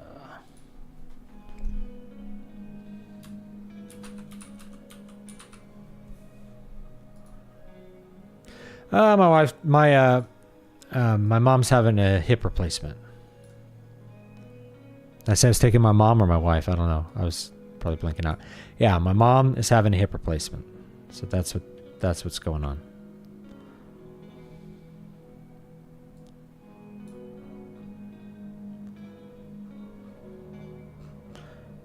Let's turn on the country text. All right, we're going to have to move that over here and just probably twist it. Do this a little bit.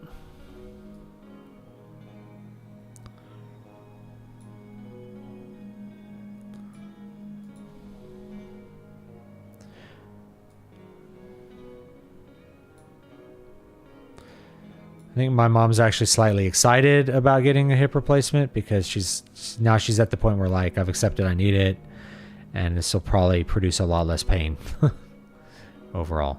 So.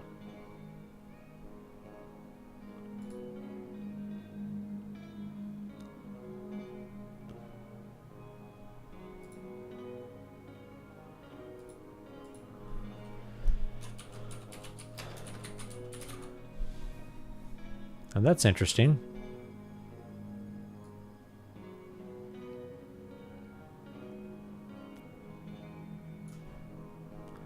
There we go. Ended up in a weird spot there.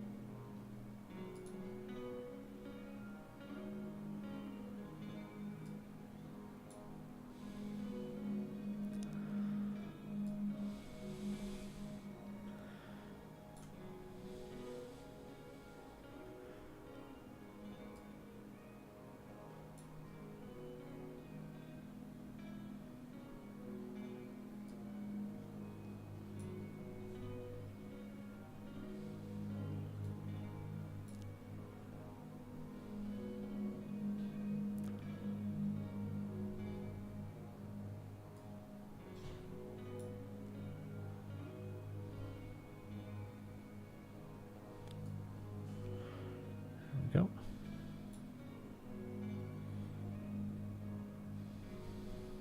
Okay. Make sure I'm saving my document along the way. Okay. I think I didn't get the river here.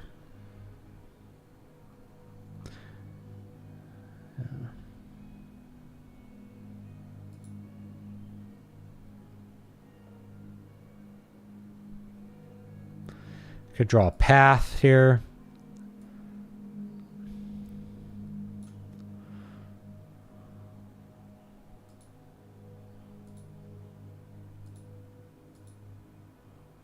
Like that. Then we take this, we put it on here. All right. Let's do a small size here. We can go down to like 10 point, maybe lower, maybe like 8 point. 6 point. Oops, it's upside down.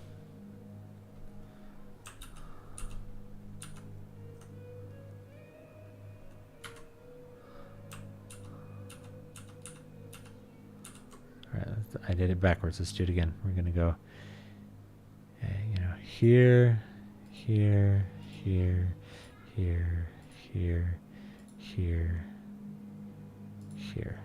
All right, then. Let's try that again. Oh, well, that didn't work.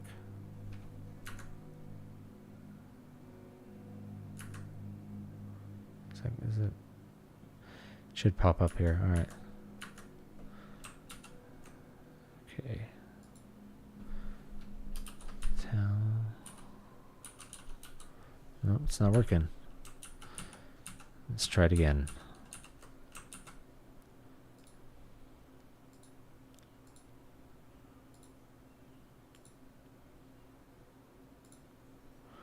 All right, one more time. Down to 6 point.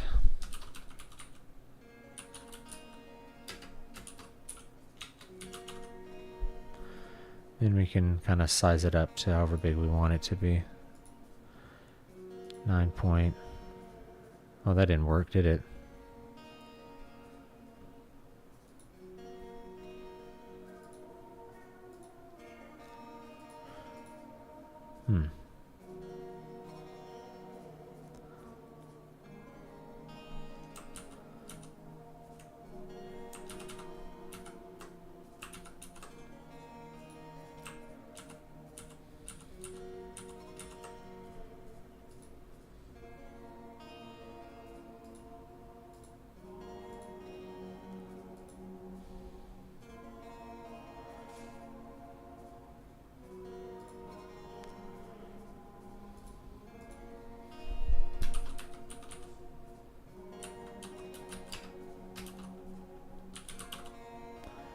That's a little better. Let's see if I can actually size that up.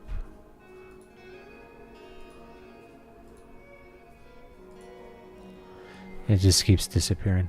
All right. 10 point. 8 point. It's really disappointing. It doesn't work the way I want it to work.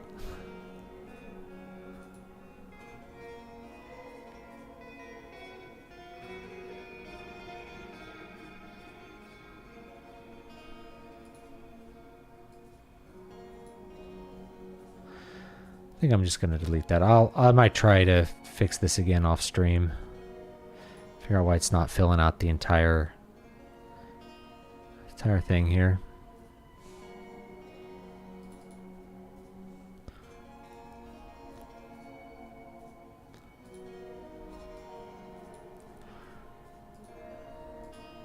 See, it just disappears. Oh well. I might be able to work with this.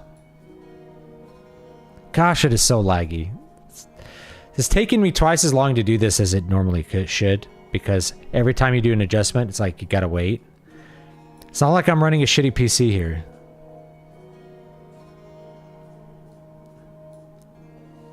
You know?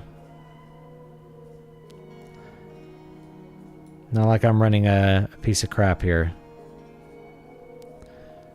It's like this performance is pretty unacceptable. Alright, put another one in here.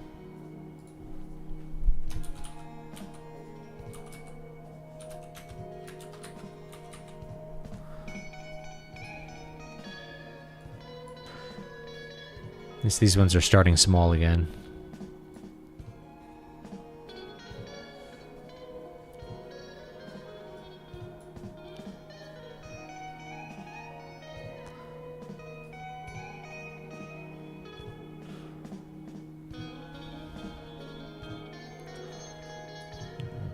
Fine.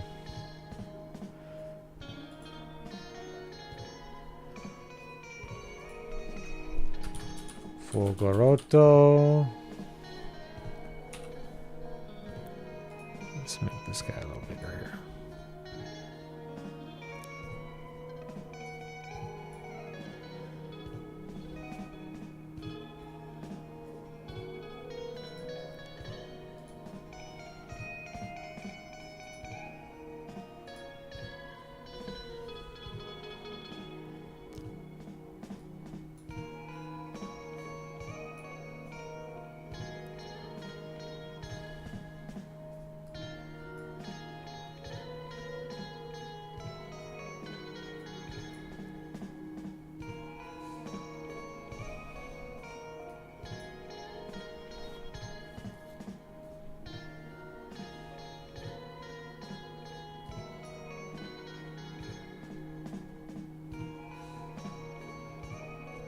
Okay.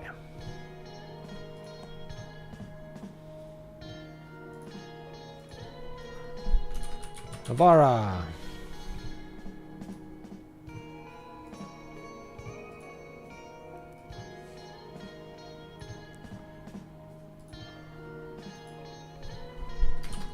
River.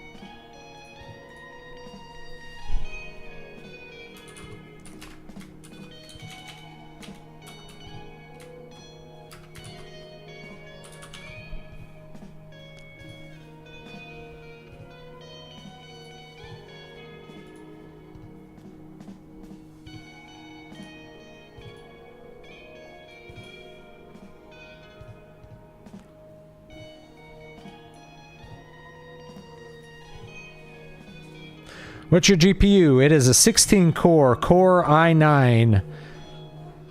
Oh, I don't remember the model number.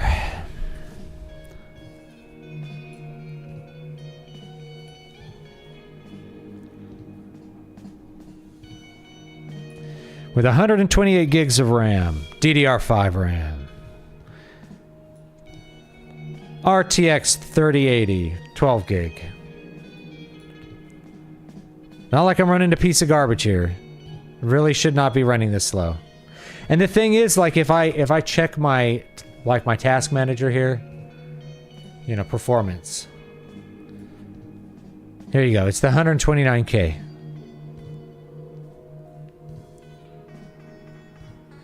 "16 cores. I'm not overclocking it or anything right now. I'm sorry, I have 64 gigs of RAM.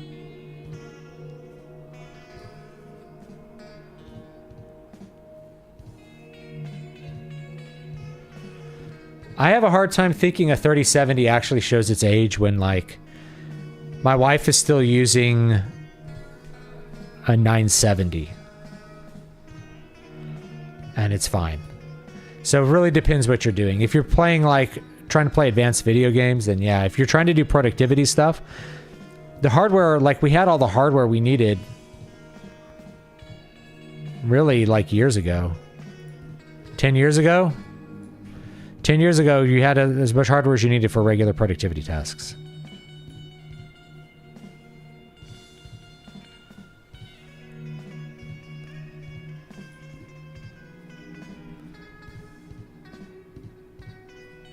Set everything to 720p when gaming. Yeah, I gotta get the sweet Xbox 360 resolutions. It was a great generation back then, you know?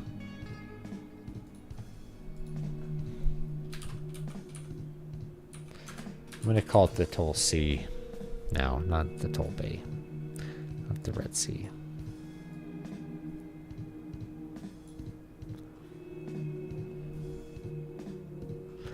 I made it, like, a little bigger here.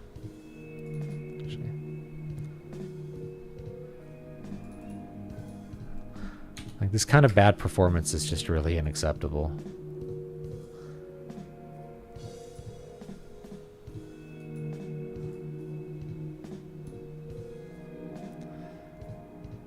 But for other documents, when I'm doing this, there's not this lag. It's just like everything is drawn instantly. There's no lag whatsoever. It's pretty stupid that it does this.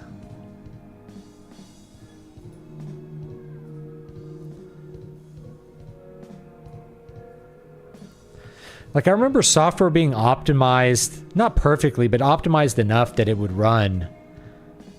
Like, it would perform all its core tasks without this much lag. This is the kind of lag I would expect when I was in, like, using Photoshop in, like, 1995.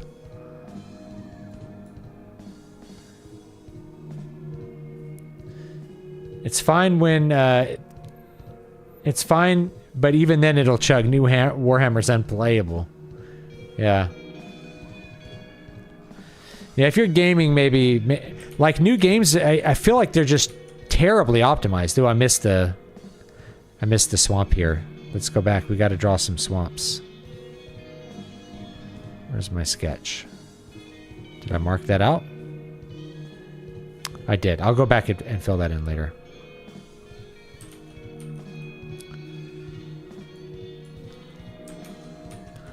Need Balta here. And we're about done for the day. But, I mean, this is getting done here. We'll be actually done. I'll be able to finish this week, which is really exciting. I don't think I'm going to play a game tonight, though. I really want a vacation. I really want to, like, just chill out and play a game, but I have not had any time to do that. It has been very, very busy for me.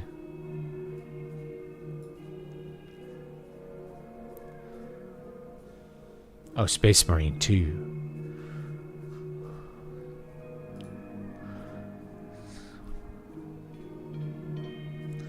I gotta overclock my computer to use Photoshop.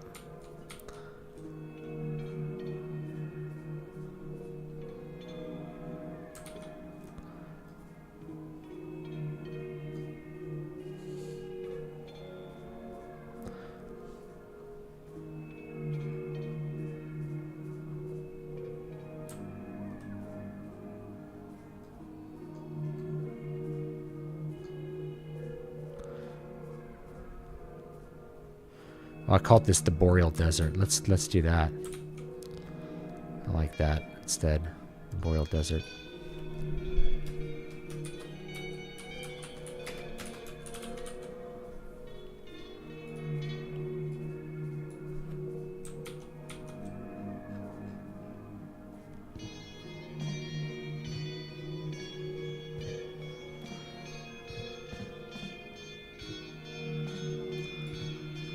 Start filling in some other layers here.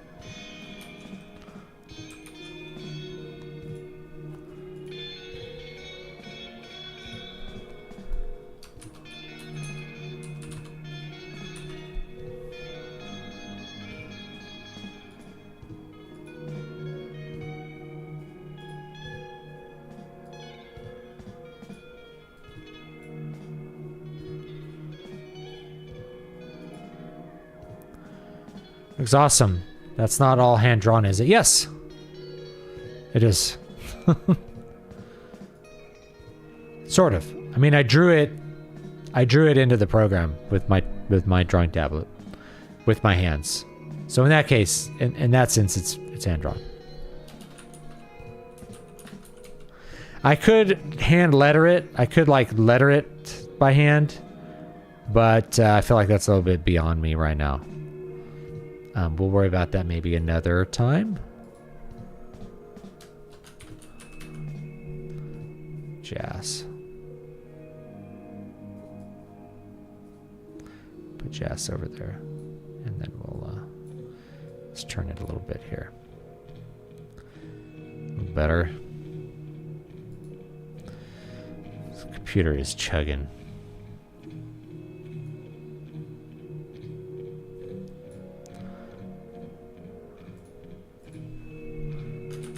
Another little city here.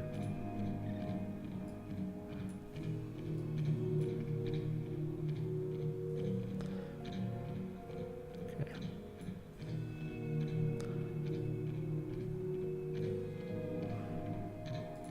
Pop in a few more. I drew every single tree. Put in throttle here.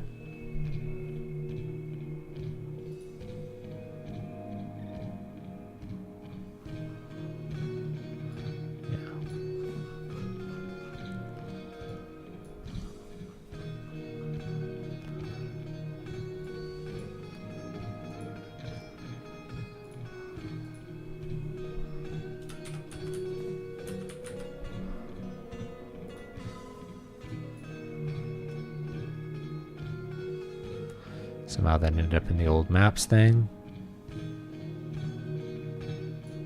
Go.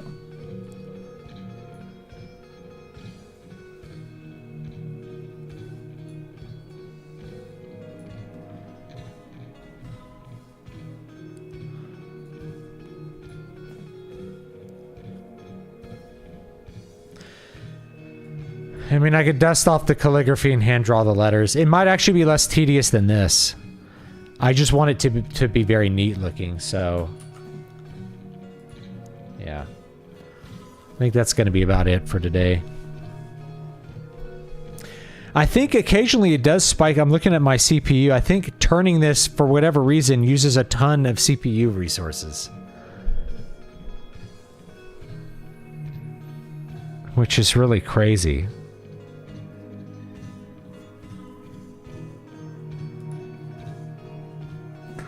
How much RAM is this? This is using 30 gigs of RAM.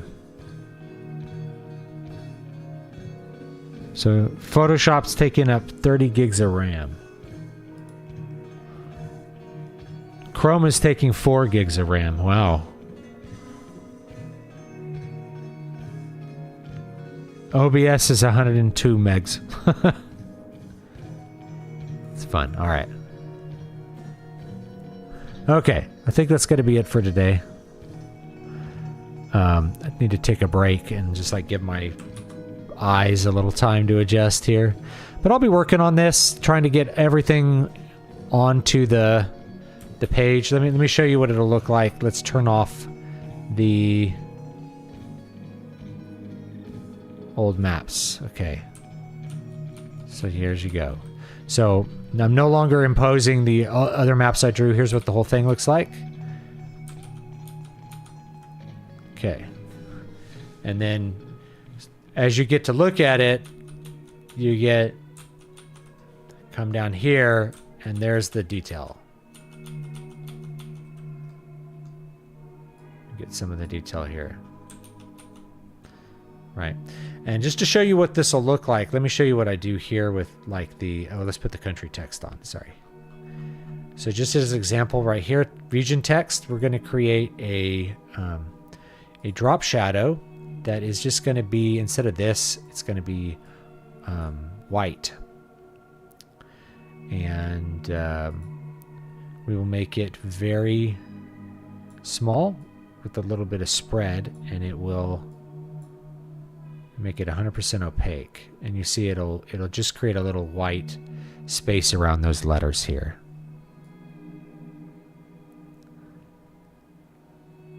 See that? Everything's nice and readable, even if it's going over the trees that I drew. There you go. And there's probably a couple things I need to fill in up here. This is, I'm trying to remember the name I had for this. Is a cool name.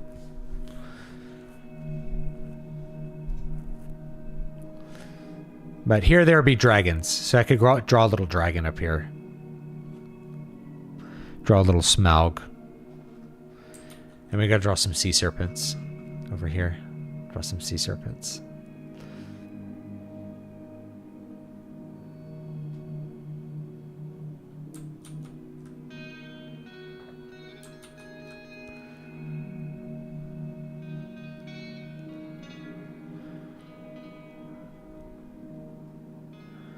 All right, I think that's about it. Where am I? I'm up here. Okay. Yeah, thanks for hanging out with me. Let me link all my Patreon stuff. You get free books on Patreon. And you even get more free books. So you get a free copy of Keys to Prolific Creativity, where I talk about how to build your creative... I'll just let you see the map some more while I'm talking. Where you get to get some of my advice on how to build your creative process. So you get that. You get at the higher tiers, you get a rotating book every month as a little bonus for supporting me. And you actually get copies of all of the live rides I've done, which so far is 2 books, including a fairly long book that I wrote live on the air up through March of this year. And I'm going to do that again, probably. So you'll be able to get a copy of that, which is pretty cool. I'll also link my Substack. I haven't been doing a ton of Substack stuff, but that is just because I've just taken my foot off the gas for a little bit. But I usually do reviews. I do all kinds of things there. And so you'll have this. And yeah. And then I will be doing all the digital fulfillment for King Leper this month. This week. And the books may already be shipped to you, so you may be getting books already if you didn't order a signed copy. The signed copies, I'm still waiting for that shipment to get to me so I can sign them all, and then I'll mail them to you. So a little bit late on the signed copies thing. I'm sorry for that. Just the printer I used, which is Ingram Spark, just in case you're curious, they're just very, very slow. They've been very, very abysmally slow. So just be that aware. It's the cheaper option, but it's also the slowest option. And I'm used to dealing with Amazon, where like the turnaround for this kind of thing is 3 days, not 3 weeks. But whatever. I'm dealing with 3-week turnovers here. So that's it. I'll see you all next time. Maybe I'll do a video on the new guitar. Check out the new guitar. I don't know. There's not that much to say. I learned a little bit about it as I took it apart and cleaned it up and fixed it. It's a 2015, which apparently was not people's favorite year for Gibson guitars, but it's as good as any Gibson I've played or owned. So it does have the robotic tuners. I had to order a new battery to get the robotic tuners to work. After trying to resurrect the battery that was in there, it was just done. It was dead. the way that they're supposed to work is that you turn it on and then you can dial in different tunings and then it'll automatically tune. But I figured when I got it, because I got such a discount on it because these things didn't work. So I fixed them up. They just needed it. I just had to order a different battery for them, and it takes a very specialized battery from Germany. I had an extra set of Gibson tuners, so if they don't work, I can just throw the Gibson tuners on there. Then it'll be like a new Les Paul standard. Finish is called Ocean Blue. Really pretty. I'm really astonished with how pretty the grain is. They really did a good job with the top. The American-made Gibson guitars, they usually do a good top. I feel like they're always guitars you have to play in person because the necks are not consistent. I've played some Gibsons that the neck is just not good. And I've played others that the neck is like chunkier than you want. Some that just feels a little off as you go up, because they do a lot of handwork still. So it's still very much done by hand. So I do feel like it's something you have to see in person. Plus, them saying it's a quad A quilted maple top, that can mean a lot of things, right? And you see it like perfectly photographed on the site, and then if you order that guitar and get it, and you're like, oh, huh, that quilting is not as intense as I wanted it to be. Yeah, I'll figure out the tuners and I'll give you a review on the tuners. I need to do a review on the Meteora. I used that for like a whole year, and it's been a great guitar. It's been one of my favorite guitars I've owned, actually.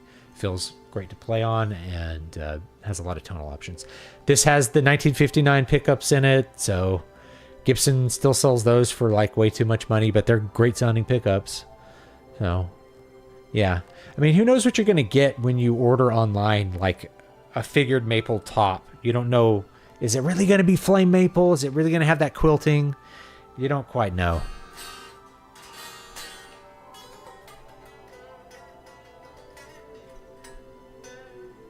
But feels great now that I got it set up. I got the action set up. I got the neck set up.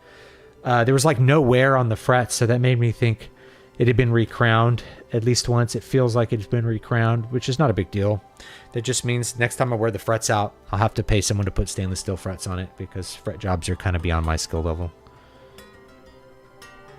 Like new frets, refrets are. But yeah, great guitar. I'll be looking forward to figuring out how the robotic tuners work, but they do work. I started up and they're like, oh, it just tuned itself. And you could do different tunings, I guess. I'll figure it out, and I'll give people a little rundown on how these are supposed to work. But boy, it was a good deal. I also figured out people don't like the 2015. They didn't have that cool pinstripe Les Paul logo they had from the 50s. It's Les Paul's signature, which looks like an actual signature, not like somebody pinstriped it on. So the decal looks a little weird, and people don't like that. It's different. It's different. People don't like anything Gibson doing anything weird or different. And this was from the weird and different era.